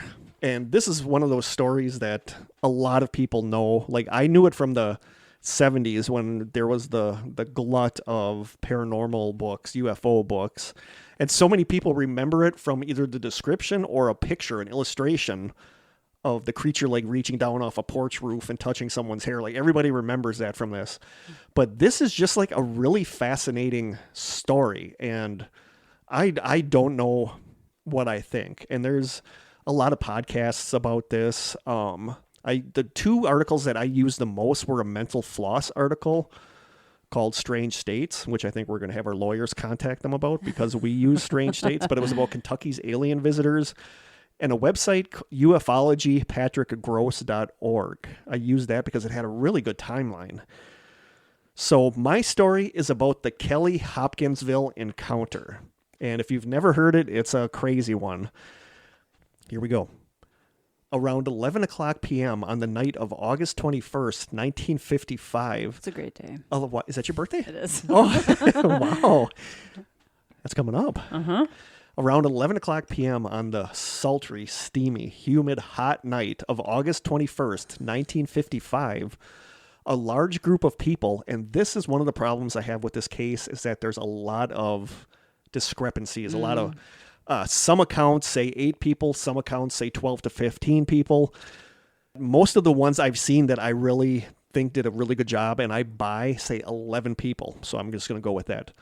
A large group of people, believed to be 11 people, all completely freaked out and panicking, ran into the Hopkinsville, Kentucky police station saying that they needed help and that they had spent the last 4 hours fighting off alien creatures at their farm. So you can imagine that the cops are like, this is like backwoods Kentucky. I was going to say, where's the moonshine? Like, that's one thing that... It's just a normal Saturday night for backwoods Kentucky. Right. Who did a really good... Astonishing Legends did a really good episode about this, and they joked about it, but they said, we just want to say we are not making fun of hillbillies, quote unquote. Right. But I mean, this was a small town in Kentucky, like a rural... If anything, I think they'd be the type of people that never go to the police with something. Yep, that's exactly what comes up in here. What you said is exactly what comes up. So these people were like seriously amped up. I don't think it was at the station. It might have been on the way back to the farmhouse, but they had a doctor with them. And the doctor said that one of the men had a pulse of 140 beats per minute, which is fast. So they said these people were obviously freaked out about something. So they told the police the story of their evening, which would become known as the Kelly-Hopkinsville Encounter. According to Wikipedia, the people at the farmhouse that night included 50-year-old Glennie Langford. I love Glennie. Like, everything you hear about Glennie. Glennie's like, just, you know how I kind of liked, what's her name from the Bet Sphere? The mom with the Bet Sphere. That's how I feel about Glennie Langford. Like, Glennie just comes across as awesome. Got a name like Glennie, you got to be a cool dude. Right, It's like Butch. It's a like girl, somebody named but Butch. it's a lady. Yeah, everybody loves somebody. Oh, yeah. Oh, really? Glennie's a lady? Glennie's a lady. Oh. 50-year-old Glennie. 50-year-old so Glennie Langford. Her children, which were Lonnie, Charlton, and Mary, who were aged 12, 10, and 7. 2 sons from a previous marriage, Elmer Lucky Sutton, and they called him Lucky because he had Lucky tattooed on his knuckles. So you have Elmer Lucky Sutton and John Charlie, or J.C. Sutton, their respective wives, Vera and Aileen, Aileen's brother, Opie Baker, and These names are... Opie, it's Vera. O-P, like the letters. Okay. It's not Opie. It's not like Ron Howard on Andy Griffith's show. But still, these names are great. Yeah, I'm not sure if it's like the late 50s names or like backwards Kentucky names. We're not making fun of hillbillies either. I love it, actually. No, I love it. Yeah, and I mean, it. The more that I like read about it and listened to, like, I kind of like feel like I know them all now, and they're kind of like. There's a famous picture I'll show you guys later that has one of them saying what the ship looked like with his hand, and the other ones are looking on, and you can see what they actually kind of look like. But yeah, Glennie Langford, her children Lonnie, Charlton, and Mary, who were 12 years old, 10 years old, and 7 years old. 2 sons from a previous marriage, Elmer Lucky Sutton and John Charlie J.C. Sutton, their respective wives Vera and Aileen, Aileen's brother O.P. Baker, and 21-year-old Billy Ray Taylor. I think he played our county fair last year. Yeah, I think so. Billy Ray Taylor and his 18-year-old wife June. I mean, these names. So that's the group you have out there. Love it. Glennie, Lonnie, Charlton, Mary, Lucky, JC, Vera, Aileen, Opie Baker, Billy Ray Taylor, and his 18-year-old wife, June. It's like the cast of Hee Haw. that's the group that are out there at the farmhouse that night. I instantly love these people. Okay. And this also got brought up with a lot of chuckles in the podcast I listened to. Billy Ray, his wife, June, JC Sutton, and Vera Sutton were all carnival workers. They were all carnies. Of course they were. So Krista's over there. I'm sorry. This is very endearing, if you ask me. It is. I really, these are real people. I really like this group of people. The more that I researched this and read about this, the people in the last story. Yeah. Yeah. So I mean, I love these people. Carnies. This should be a movie. This should be a movie. Actually, do you know what movie this more or less was responsible for? You'd be really surprised. What movie this story was more or less responsible for? E.T. Think E.T. Really? Because E.T. originally started out as a horror story about aliens, like having people trapped on a farm. Yeah. And then he finally is like, I kind of want to make this a family movie. So this movie was responsible. And do you know what popular saying or what popular description this story is responsible for? Even though it's totally inaccurate. It is responsible for the phrase "little green men." Oh. So yeah, this is at the farmhouse. They're at the farmhouse. Do you want me to list all their names again, or are you guys good? No, I'm good. Okay. So they're hanging out, the Carnies. The family is all hanging out. The farmhouse was the Sutton's farm in the tiny town of Kelly, Kentucky. And I mean tiny. We're talking a population of maybe 50 people on a busy day. Wow. So it's a small town. It's like a crossroads. Yeah, basically it's like a crossroads. Okay. So it was an unpainted 3-room farmhouse without running water and with no telephone, no radio, no TV, and no books. Dang. Jeez. So no books? No books. I no at least TV, need a book. No radio, no running water. So it was a farm, though? I'm guessing a lot of drink. No, actually, and this comes up later, is that everybody's first assumption is they were drunk this night. But I'm assuming that because there's no TV, radio, books, that goes towards credibility, that they couldn't have watched something and then determined or read something. Yeah, and some of the stuff I read said that does go towards their credibility, but other people said it kind of doesn't go towards their credibility. Why? So they have no preconceived notions of what because should happen. one of the things that comes into play is that there was a meteor shower that night, and they might not have, but people say they didn't know about that because they didn't have TV or even newspapers. Right, and the so weather maybe that's guy why they didn't tell misidentified what they were seeing in the sky. But we're going to get into that. Okay. So they had nothing there. And a lot of people their first assumption is that these people are what? Stupid? No, hillbilly, drunken, drinking their shine, making their shine. But by almost all accounts, Glennie Langford, who owned the place, was very anti-drinking, and she didn't let them drink. And some accounts, I'm not calling them stupid. No, but some accounts say that they were drunk. Some accounts say they weren't drunk. One account from an officer said they found a couple beer cans there, 1 or 2 beer cans, but they didn't find jars of shine. So 1 or 2 beer cans among 11 people does not equal a bunch of drunk people. So there's a lot of debate on whether or not they were drunk, how much drinking was going on. But for the most part, but we're going to get into later. We're going to get into an interview with the granddaughter, Glennie's granddaughter. So yeah, I don't think drinking was involved. Just spoiler there. So yeah, we were talking no telephone, no radio, no TV, no books, no nothing. That hot, humid Sunday night, the group all had dinner together and settled in to play a card game because there's obviously nothing else to do. So they ate their Sunday night dinner. This is like wholesome family stuff. It's like Walton stuff. Yeah. They were sitting down to play a card game. Around 7:00 p.m., Billy Ray walked outside to the well to get some water because it was a super hot night. They obviously didn't have central air conditioning there. Right. There were actually a lot of reports about how it was actually really good that the house was positioned a certain way with a door at the back and a door at the front that they could open and get circulating air. So I read way into their air conditioning procedures at this place.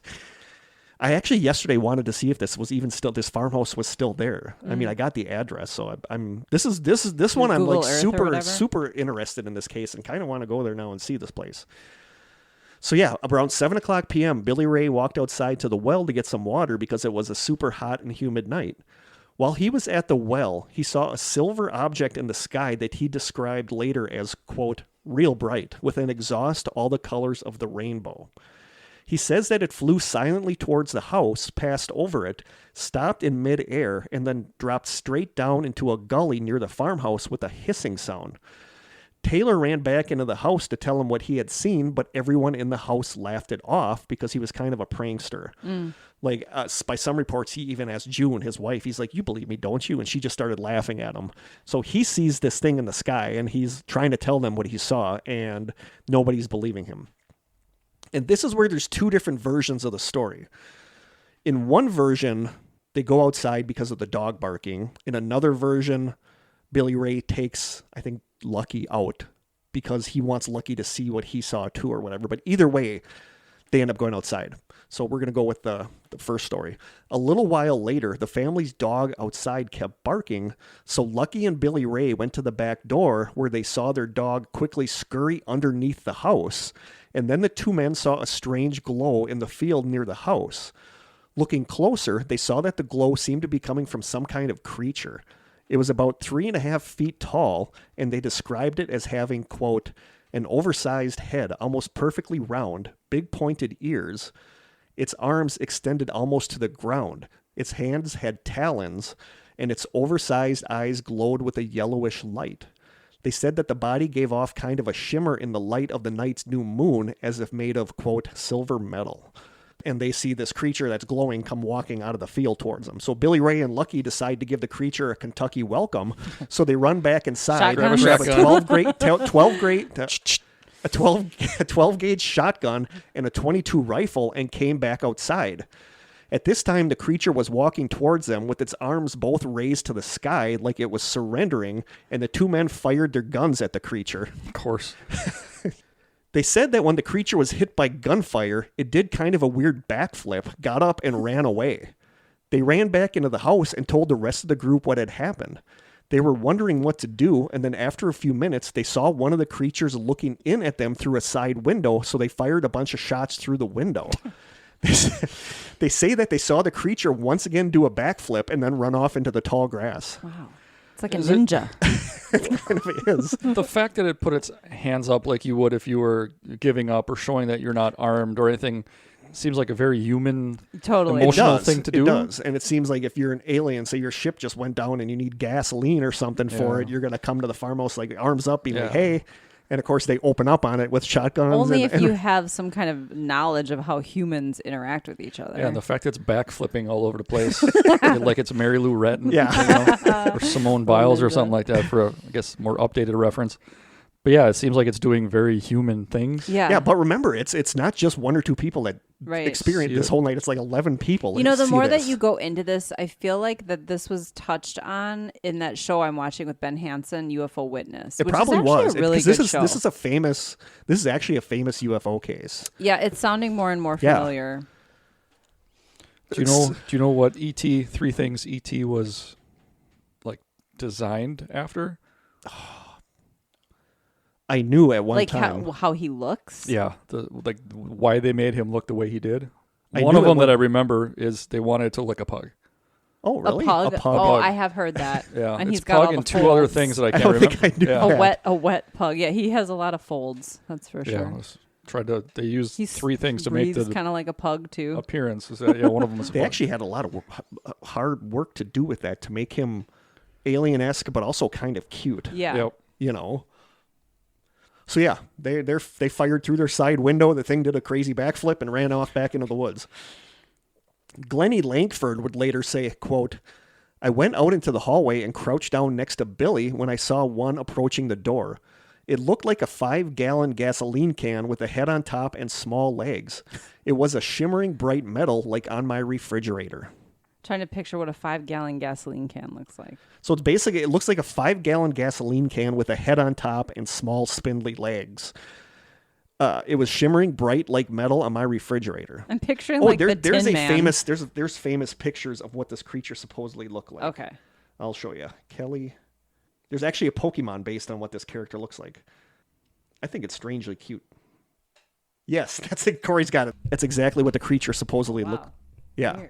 Weird. Well, 3.5 feet. Some big ears. It had big floppy ears. It's described as having big floppy ears. So that's kind of what it looked like. So Glennie, like a Pokemon. Glennie saw it where she said it looked like a 5-gallon gasoline can with a head on top and small legs. It was shimmering bright like metal on my refrigerator. So they decided to go outside and see if they wounded the creature.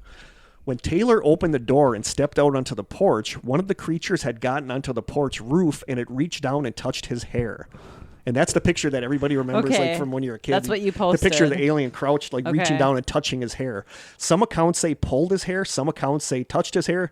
Some accounts say patted, like petting him, like it was petting him. Cute little human. Which is cute. So when the creature touched his hair, Aileen quickly pulled Taylor back into the house, and Lucky ran out of the house into the yard and fired up at the creature on the roof, and the shots knocked it off the roof. Then someone yells that one of the creatures is up in a tree near the house, so everyone looks and sees one of the creatures perched up in a branch in a tree. Both men shoot at the creature in the tree, and after it gets hit, it lets go of the tree and slowly floats down to the ground. You know what I'm also hearing similarities to? What? Signs. Yeah, this was very much, a lot of Signs was based. They're up on the roof. Yes, a lot of Signs, the movie Signs was based on this. So they fire up at the one that's like perched on a tree branch and knock it out of the tree where it floats down to the ground and then runs off into the weeds like they all seem to be doing. Yeah, both men shoot at the creature in the tree, and after it gets hit, it lets go of the tree and slowly floats down to the ground. The two men fire at it again once it's on the ground, and the creature runs off into the grass. The family later said that the sound of the bullets hitting the creature was similar to that of ammunition hitting a sheet of metal. Mm-hmm. So, yeah, it's like pinging off the creature. Like they're shooting at the creature in the tree, and then it just floats down. Did it appear to have like armor on, or was that its body? No, that's just his body. Weird. One of the creatures shows up again on the roof, so they shoot at it, and the creature floats away in midair to a fence 40 feet away instead of falling from the roof. Okay, that would be really creepy. They went back inside and locked the doors and listened for sounds, only hearing the occasional sounds of something scratching on the roof, like claws, like scratching trying to get in. That's creepy. Some reports say that during the time, the creatures kept peering in the windows around the house. A little before 11 o'clock p.m., the group decides to make a run for it, so they threw the doors open, and they all ran to the cars carrying the children, who were obviously freaked out and screaming. They got inside the two cars and sped off to the police station. After telling Chief of Police Russell Greenwell and the rest of the police there what had happened, the police called for backup and headed to the Sutton farm, where they were joined by state police, military police from nearby Fort Campbell, and a photographer from the Kentucky New Era. So now you have this convoy of military police, state police, and the Kelly police driving to the farmhouse. I think if I went to the police department now, I couldn't get that kind of like turnout that quick. It seems for almost anything. like no, but this was 50s little small town. They probably wanted something to do, you know. Like, yeah, we got something. But yeah, they had the military police there. There's a lot of people that misrepresent that as being Air Force police, and they weren't. It was like Army police. It was like an Army base. It was not Air Force police. But you have all these police now going out to the Sutton farm.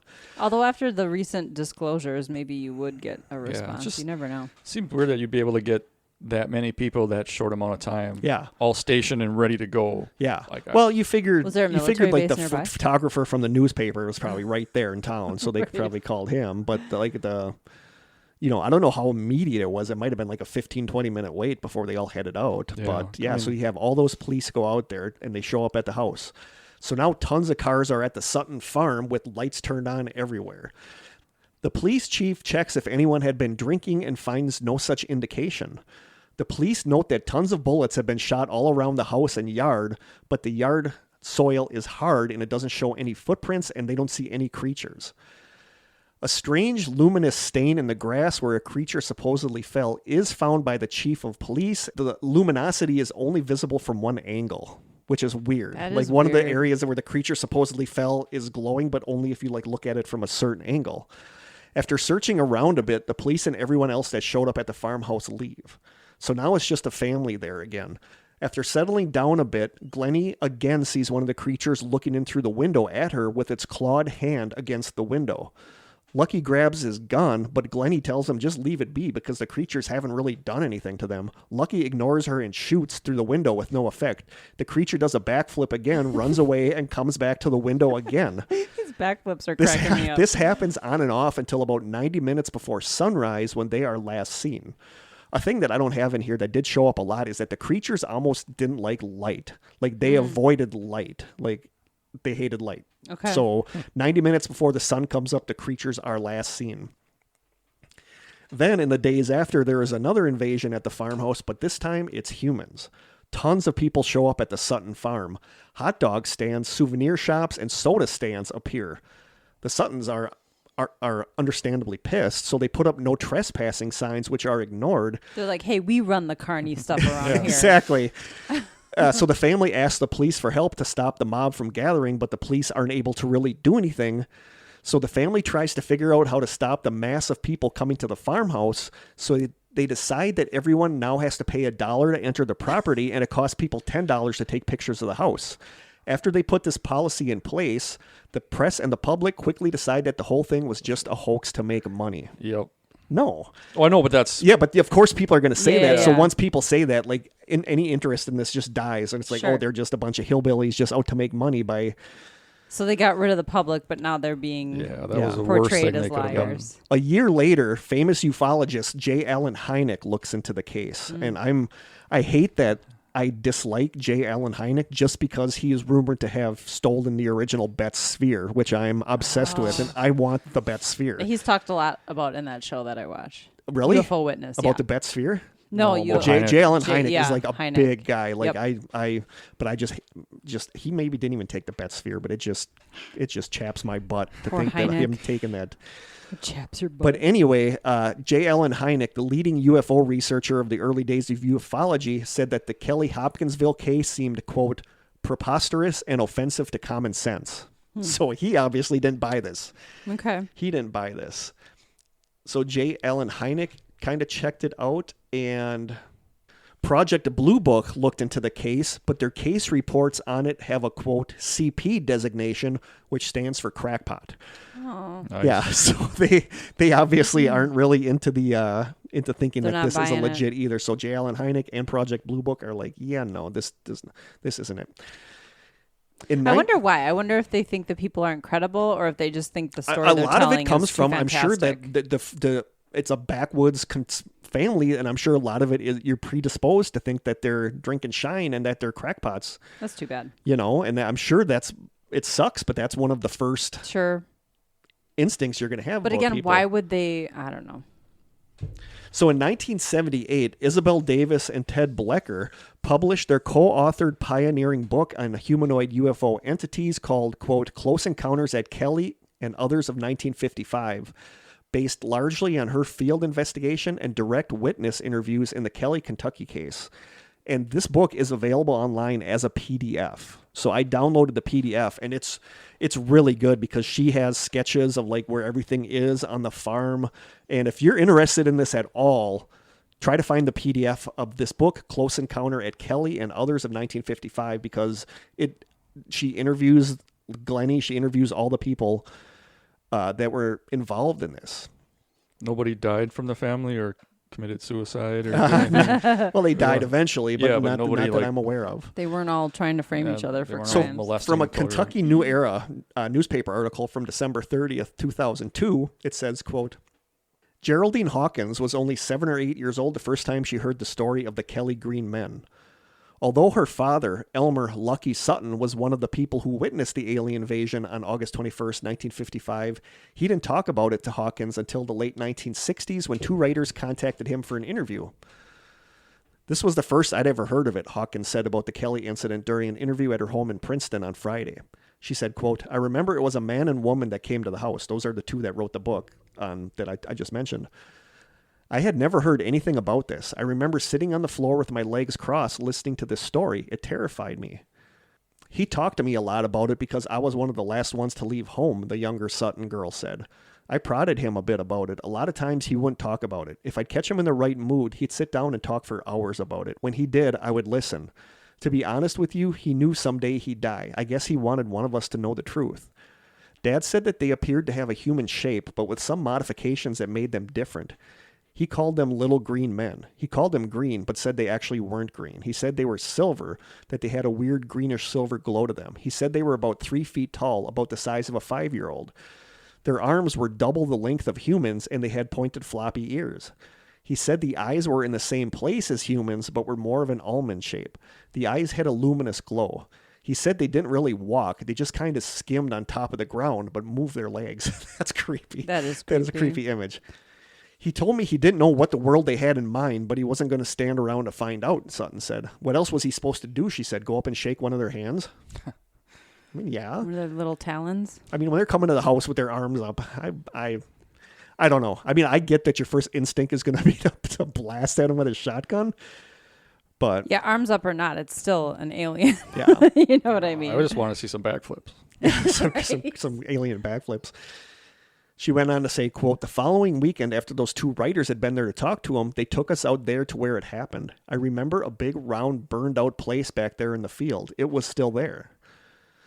They sensationalized the story because Billy Ray and my father worked at the carnival, that they were able to create this kind of fiasco. He wouldn't have done that anyway. He wasn't that type of person. You could look at him and tell that something did happen to them that night. They couldn't have made up something like that.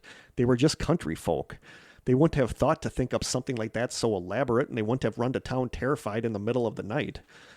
She went on to say, I could always tell when my dad was pulling my leg. He wasn't pulling a fast one. It was a serious thing to him. It happened to him. He said it did happen to him. He said it wasn't funny. He said it was an experience that he would never forget. It was fresh in his mind until the day he died. It was fresh like it happened yesterday. He never cracked a smile when he told the story because it was true and there was nothing funny about it. He got pale and you could see it in his eyes. He was scared to death. She went on to say, I think God doesn't mean for us to understand everything. He doesn't want us to know everything. Man might want to know everything. I think there's some things out there that he just doesn't want us to figure out and know what they are. So there you go. Theories. We have 2 major theories, as usual. Bigfoot.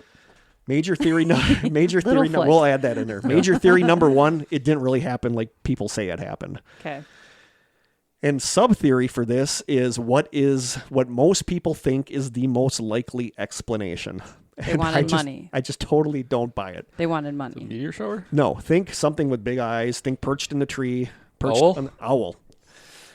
In 2005, as part of the 50th anniversary of the encounter, the Committee for the Scientific Investigation of Claims of the Paranormal, or SciCoP, looked into the case and determined that the most likely explanation for the goblins was a pair of great horned owls. The owls have a striking similarity to the aliens. They're about 3 feet tall, round head, round eyes, and pointed tufts on either side of their head, and would have been feeding a set of young owlets in August, causing them to defend their nest. What are they called? Great horned owls. Great horned owl. I think I've seen pictures of these things, and they're like kind of freaky looking. It's believed that the metallic sounds were sounds of some of their bullets ricocheting off metal objects nearby, like fences or barrels. Great horned owls are nocturnal, fly silently, have yellow eyes, and aggressively defend their nests. And then there was a meteor shower that night that could explain Billy Ray Taylor's claim that he saw a bright light streak across the sky. Okay, I take that back. It's just a normal-looking owl. And owls aren't known for doing backflips when you shoot them with a shotgun and then running off. Around like this. Walking around with their wings in the air like they just don't care. If they have talons, I'll give them that. They do have talons. Even if the estimates were wrong, if they're 3 feet, the wingspan for an owl that size has to be enormous. Right. Yeah. So if their wings spread out at all, you would notice. Yeah. It's an owl. It's an owl. But the Mothman. one account of the one on the roof that they shot, and then they said it floated off to a nearby fence post. That sounds like an owl. Sure. But that's like people claiming that people are misidentifying sandhill cranes as Mothman. It's like and no. people are like this family has seen owls.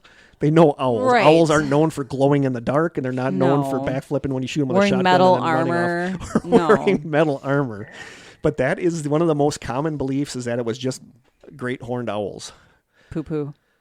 Theory number 2 for it not being real is that it was, quote, drunken shenanigans. But didn't someone in law enforcement when they got there said but then there's other no people, evidence? other people said that they were drunk. Other people said they weren't drunk. Who are other people though? People who were there? I don't, just like articles I read. Because I just feel like the law enforcement person who was actually there said there didn't appear to be evidence of drinking. Yeah, if they were able to find some aluminum cans or whatever they were at the time, they didn't find a still. No, that article I just read from Glennie's granddaughter. In the article, she said, "quote when asked about if it was just drunk." They were just drunk. Glennie's granddaughter said, quote, "We all just laugh at that because Glennie didn't allow alcohol or even cursing on her property. They were a very quiet, very trustworthy family." See, I believe that. Yeah, and by all accounts, Glennie was like a cool person. Like she didn't allow drinking, so they're not all drunk off shine. She's the matriarch of the family. Yeah, she's the matriarch of the family. So drunken shenanigans, I'm saying no. Yeah, owls, I agree. Owls, I'm saying no. Yeah, I agree. I'm poo-pooing theory number 1. Theory number 3 underneath there is foxfire, which is a bioluminescent fungus on decaying wood. And that could account for the glow they saw on the ground. But what about the rest? I don't know, but that constantly... Did they eat it and they said that a lot of this was a combination, that it was owls and they just happened to be standing in a patch of foxfire that made them glow. Jesus. So no. that's a whole lot of... And number 4... You really buy this one, huh? In 1957, U.S. Air Force Major John E. Albert concluded that the Kelly-Hopkinsville case was a result of witnesses seeing a, quote, monkey painted with silver that had escaped from a circus.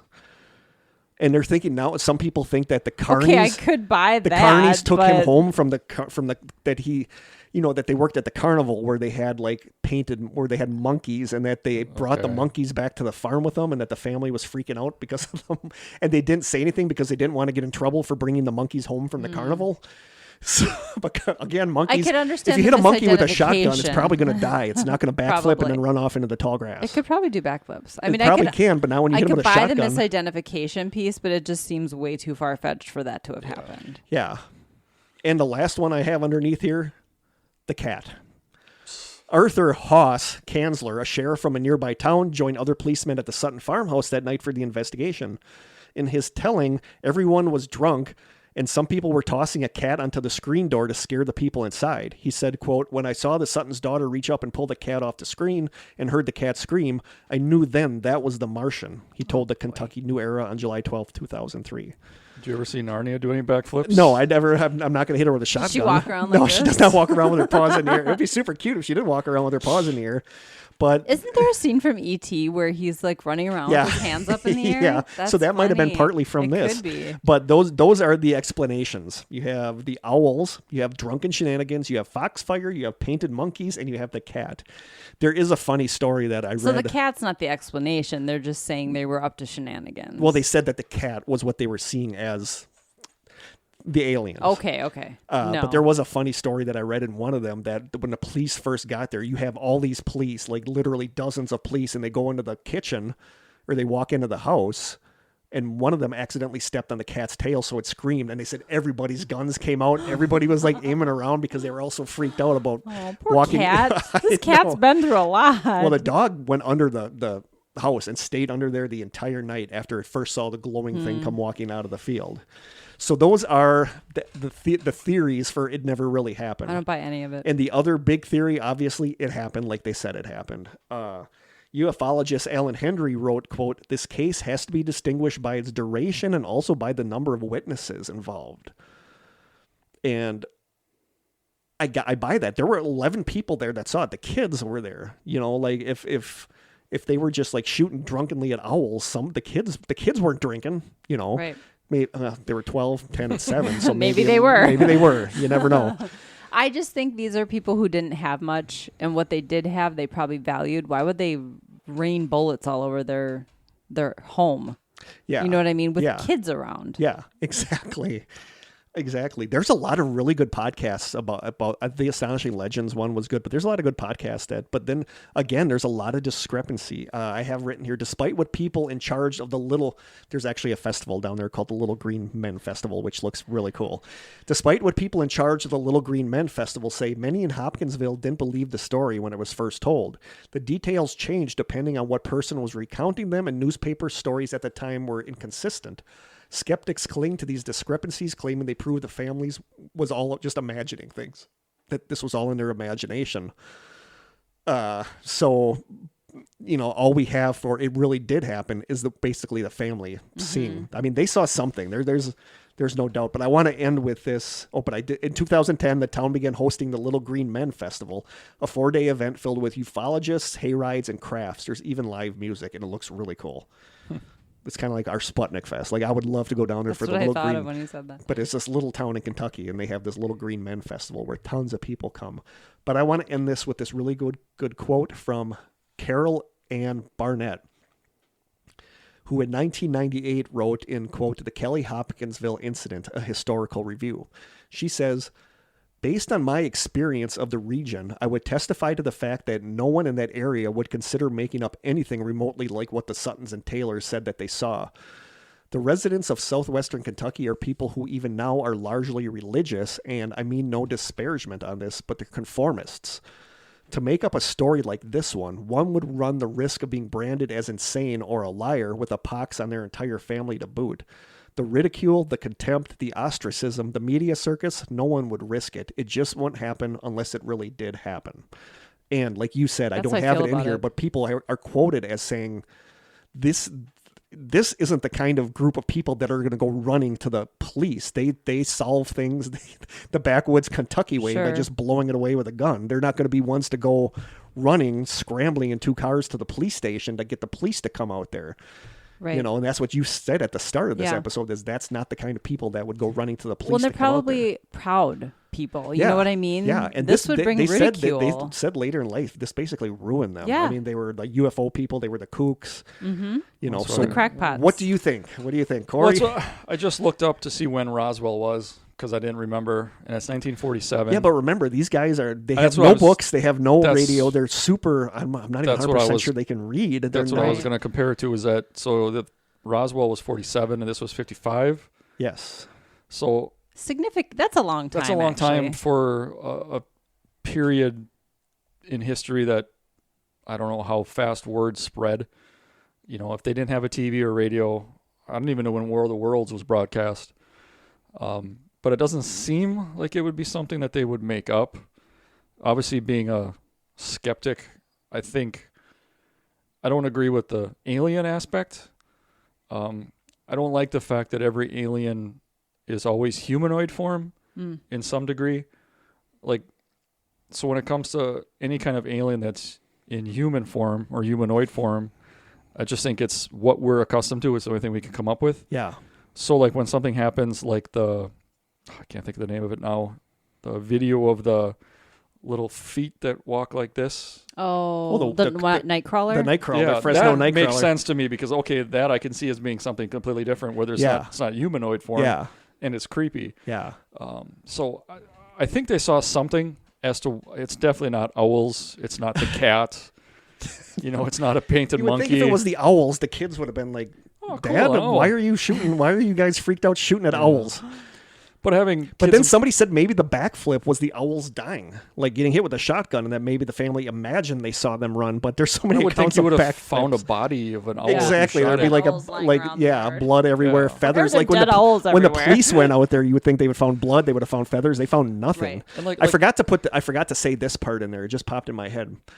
When they were all driving out to the farm, the police and everybody, one state trooper that joined them at the farm said that when he was a few miles away from Hopkinsville, he saw something that looked like several meteor flashes over his car, moving with, quote, artillery sounds, and looking up, he could see 2 of them traveling on a slightly descending arc towards the Sutton farm.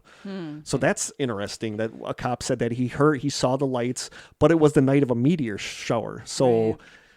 Did he see meteors? But I don't get what the artillery sounds are. Yeah, that's odd. Like having 2 kids, I know. Oh, yeah. Like me, yeah. Having 2 kids, I know that they feed off kind of your energy. That's another thing, is that... So like the kids part I discount, just for the fact that if the parents were all amped up, the kids become amped up. Yeah, because they buy into what the parents are seeing. They can be frightened not knowing exactly what's happening. Yep. Yeah. That's true. So I think something happened. Do I think it was aliens? No. But as to what it is, so long ago, I'd have no idea. The meteor shower, sure. Maybe they ended up getting pelted with some stuff. But as to the backflipping 3-foot aliens looking things, I have no idea what that would be. But I think they saw something. But as to what it would be, there's no way I would even harbor a guess. You don't think you're not buying the alien thing on this? I don't. What about Billy Ray seeing that silver craft with the exhaust, all the colors of the rainbow? But then they said there was a meteor shower, so maybe he was misidentifying the a meteor. Atmosphere, there is like a streak True. that, Yeah. So maybe, one of the theories is that he set this off, panicking, seeing a meteor, and he went in and somehow infected everybody else with this fear that there's aliens there. But it just doesn't seem like, they don't seem like the kind of people, like Lucky and JC, don't seem like the kind of people that are going to... What time of day was it? Night. It was like 11 o'clock. It was 7 p.m. Sun was just starting to go down. Yeah. I suppose you could see something not knowing what it is or believing you're seeing something, but it's like the windows seem like so specific. Yeah. Like you're able to see something. Well, you're seeing a creature looking in you through the window. Yeah. They see something reach down and touch his hair from the porch roof. Yeah. I mean, that could just be wind or a branch, and you think it's the first thing you go to is, oh, they're going to touch me. And I think that's something in science too, where I don't know if is it the sun? One of them feels something, and it ends up being like a branch in his hair. Yeah. So I could see that. This did influence the movie Signs. It definitely did.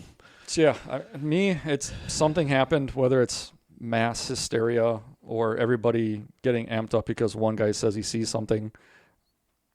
That would be my guess, but that's me, the skeptic. Kory's not buying the aliens. No.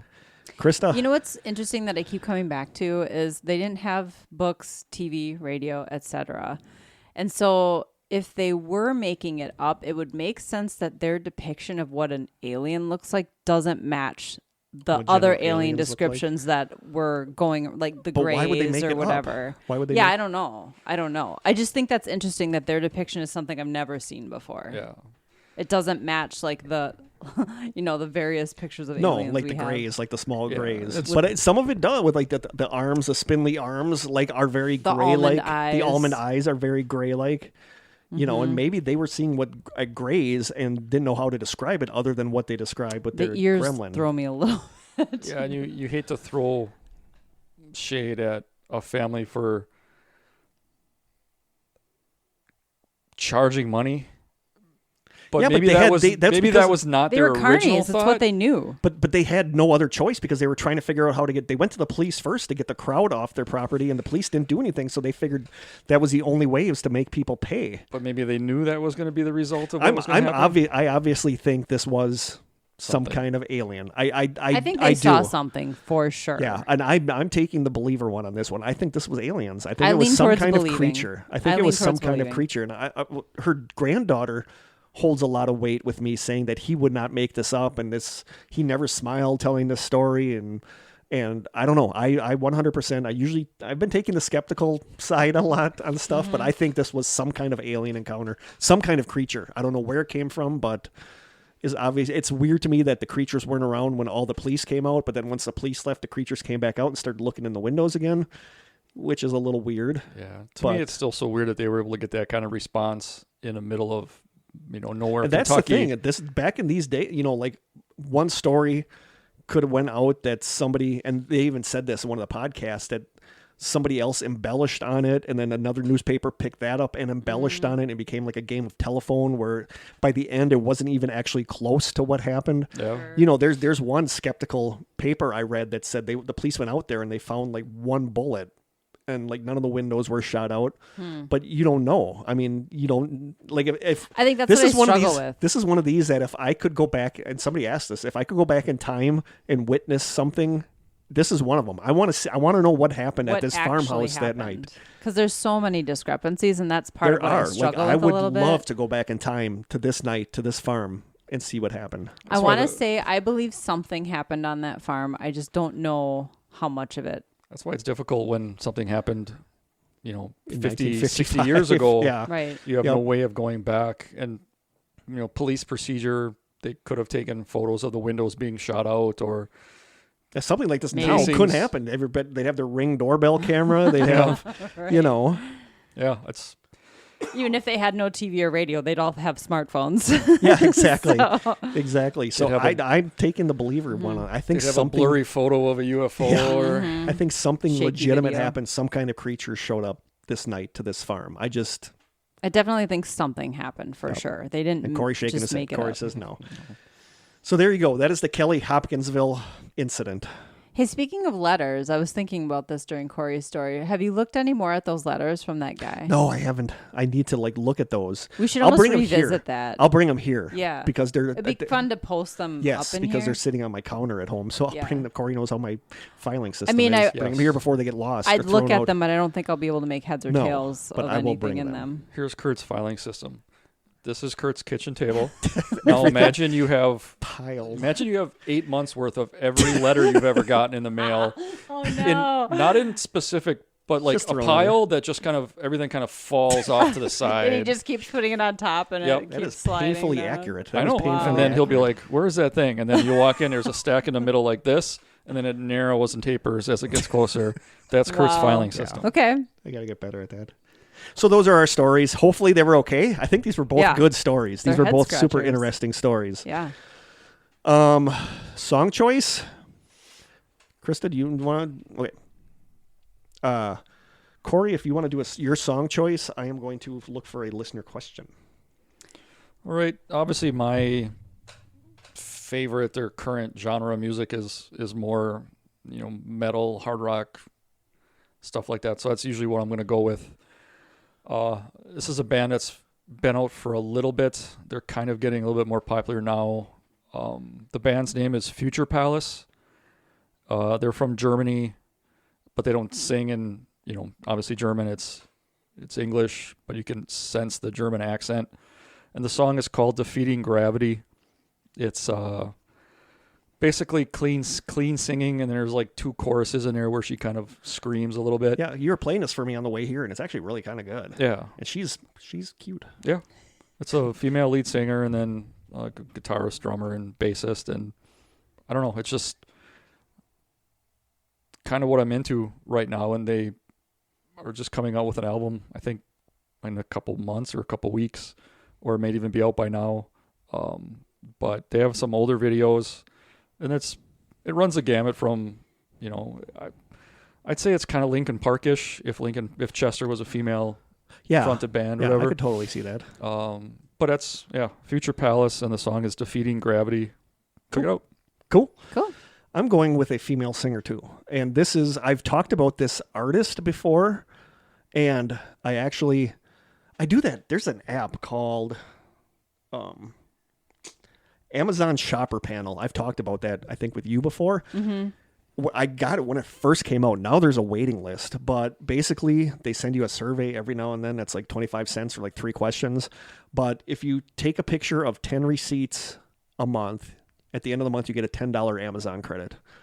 So I have like a ton of Amazon credit, and that's where I buy my music. And I literally just bought this guy's album because I really, really like this. And I've mentioned it on here before. Like, this isn't my usual genre, and this is basically trance. This is like electronic house music, and it's Dash Berlin. I did another song by him. The name sounds familiar. I did a song by him called Never Cry Again because I love the girl that sings, but it's very hip hop, rave, like Swedish House Mafia stuff, like dancey. And then I never listened to a bunch of his other stuff, but like one of his most popular songs, I believe it's from 2009 or 2010. It's a song called Waiting, and the singer in it is a girl named Emma Hewitt. And she has like literally one of the most beautiful singing voices that I think that I've ever heard. Like, I just love her voice. And I listened to that, and I'm like, I got to get this guy's CD. So I bought his CD, and I just love it. I listen to it when I'm driving around, like when I come down here. It's just such a good CD. It's dancey, electronic music, but it's so good. It's good for driving. And it's Dash Berlin with Emma Hewitt, and the song is called Waiting. And it's so good. I'll post the video. And of course, I got a big crush on her. If a girl can sing, yeah. Well, I don't have a song, but I was going to just mention that I finally finished the current season of Stranger Things. Did you like it? I loved it. No spoilers. I didn't watch it yet. I loved it. I'm right now going through Person of Interest because I saw the first season of the show a couple of years ago. Aaron burned it for me on DVD, and I only saw the first season, but I love it. And I'm been super interested. You know what the premise of the show is, right? I think so. Like Ben Linus from Lost plays like a computer guy that built a computer that after 9/11 it's like basically spits eavesdropping on everything. It's like it's basically the entire, which is like, this was done in like 2010. Who's the guy in it? Crevassel? Jim Caviezel? Yes. But basically, I think I watched like the first season. It's funny because watching the show now, knowing that it's like 12 years old, like they forecast so much of eavesdropping, of how much society knows what we're doing at any given time. So because and you know, basically he designed the post 9/11 computer system that would detect a terrorism attack before it happens. Okay. But it's also detecting individual murders. So that's what they're doing, is like going and preventing all these murders. Okay. But because I've been watching that, I've gotten really into surveillance, like our surveillance. Like, and I checked out 2 books from the library, and I was reading last night, and it just floored me, and I knew nothing about this, that there are TV commercials and radio commercials in cars, or if you're in a store, like the music overhead will send out pulses that you don't hear, but your microphone knows. So like your phone knows if you're watching this certain commercial. That's how they because get it's sending like a ultrasonic signal that goes to your phone, and that's how they know. Like, it amazes me how much creepy. I'm not a super big privacy guy, like, you know, but it amazes me. I have nothing to hide, but it's creepy. No, but it freaks me out. And one of the chapters in the book I'm reading, one of the very first chapters, details just like an average day you would have, and how everything you do is monitored. And it just freaks me out how bad it is that everything we do, like cars nowadays, if your phone connects, if your phone connects to your car, it knows everything. It knows your texts. It knows, you know, like all this stuff. So it's been really like something that I've been kind of obsessed over lately. And we did an episode kind of about about electronic surveillance, but even then I didn't know half this crap that I know now about how they know what we do at any given time. Is that like when you're just at home and you're talking about, say, Canon, like it doesn't know if you're talking about a camera. It doesn't know if you're talking about actual physical, like Civil War cannons. Yeah. And then all of a sudden you start getting ads on your phone for Canon. Well, yeah, because we talked about that there were people that specifically wanted to see where these 2 guys took their phone to like a bar or something like that, and they put the phone between them, and they sat there at the bar talking about how they wanted to go back to college and they wanted to go camping, and the next day they had like tents showing up as targeted ads and like colleges. I can understand if you Google something, you get those ads, but it shouldn't be listening. This book went into a lot about how basically what started all this is Google. Google's the one that started all of this, you know, and it's just weird, and it's creepy to think about how much we are monitored throughout the day. But yeah, that was a little aside I didn't plan on going on. But anyway, so that's a good question. Do we have any questions? Oh, the question is... Speaking of questions. Dang. The question is, for Kory too, for the 3 of us, what is a food that you would love to try? Ooh, this is a nice lead-in to our session. I'm excited about our side sessions today. Try. What is a food you would love to try? I'll go first. The one that I want to try is an In-N-Out burger, because I've never had any West Coast stuff. Like there's Fat Burger. I don't know if Fat Burger is a West Coast thing, but I really want to try an In-N-Out burger. This is hard. All right, I'll go. I got 2. One, just because you mentioned like a restaurant, I've always wanted to try like a lobster roll, like an official lobster roll. From like Boston. From like Maine. Yeah. Somewhere around there. I've never even had like a lobster roll from here. Like I have no idea what it even is. And then the thing that I first came to mind was I've always wanted to make it, and I've never had it, and that's beef Wellington. It's basically it's like in a puff pastry. Yeah, it's like it's like a steak within a puff pastry surrounded by mushrooms. Yeah. And my friends Mel and Dale made those like homemade ones one day at their place, and they were freaking good. Yeah, I want to make one at home. And I keep telling Nicole, my wife, that I want to make one, and it just seems daunting to me. It is, because it's a lot of work. Yeah, so it's like the puff pastry. If obviously, the kids probably won't like it. She might not like it. Uncle Kurt will like it. I'm thinking maybe I'll make it for you. Uncle Kurt over. I'll make it for you one night. You come over, and then that way at least it'll be eaten. Yeah, make it for just you and I. That way, if it sucks. Yeah. So I've always wanted to make it, and I've always been nervous. Same thing with like smoking a brisket. Yeah. because they're expensive. Yeah. You know, if you get the whole thing, it's like $70. And if you just get like the loin part, that alone is like $30 or $40. And if you smoke it and it doesn't turn out right, it's basically a huge waste. Yeah. So, but those are the two things that first came to mind. I'm with you with lobster roll because I think, even though I think lobster is overrated. I could like I realize that I love eating lobster, but it's just because I love butter, and all I'm really eating is just butter. Well, lobster rolls got mayo and stuff though, right? Yeah. So it's kind of like a crab it's in like a hoagie. I mean, you can make it easy by fudging all the ingredients. Like you get like that imitation crab, and you can make it with that, but it's not the same as having an official like. Maine part of the experience Boston. is probably being, in Maine or something. Yeah. I think mine would be. And I don't know, I can't really think of anything, but I love pizza. And I always think that those like authentic big slices of pizza in New York that you fold look so good. Yeah, and I'm normally a crispy crust kind of person, but that type of pizza just always makes my mouth is watering. I would love, and I've been to New York, but I didn't have pizza while I was there. Just from like a street cart, just getting like a New York style pizza from a street cart. Yeah. Just that great big slice of pizza. Remember Sbarro's? Yeah. Like that style pizza, but better tasting than Sbarro's. That's being basically stuck around here. You're not going to get that kind of pizza taste. We do have 2 pizza restaurants here, though. Il Ritrovo, and that's connected to Field to Fork. Yep. And the other one is like famous for being a great pizza. Yeah, what the heck is it called? Prohibition Bistro. I've been to both many times, and they're both wood oven, and that is truly it's that style pizza. Il Ritrovo, they send their chefs to Italy to learn how to make this pizza. Dang. So if you want that kind of like wood-fired, authentic pizza, go there. It's amazing. See, that's the thing is that I love pizza. Anybody that knows me knows I love pizza, but you give me a $15 slice of pizza from like that Prohibition place, I'll love it just as much as I love a slice of a frozen Tony's pizza. I even like frozen pizza. We're going to get into frozen pizza, I think, a little bit in our side sessions. We're excited about our side sessions today. It's about food. Cool.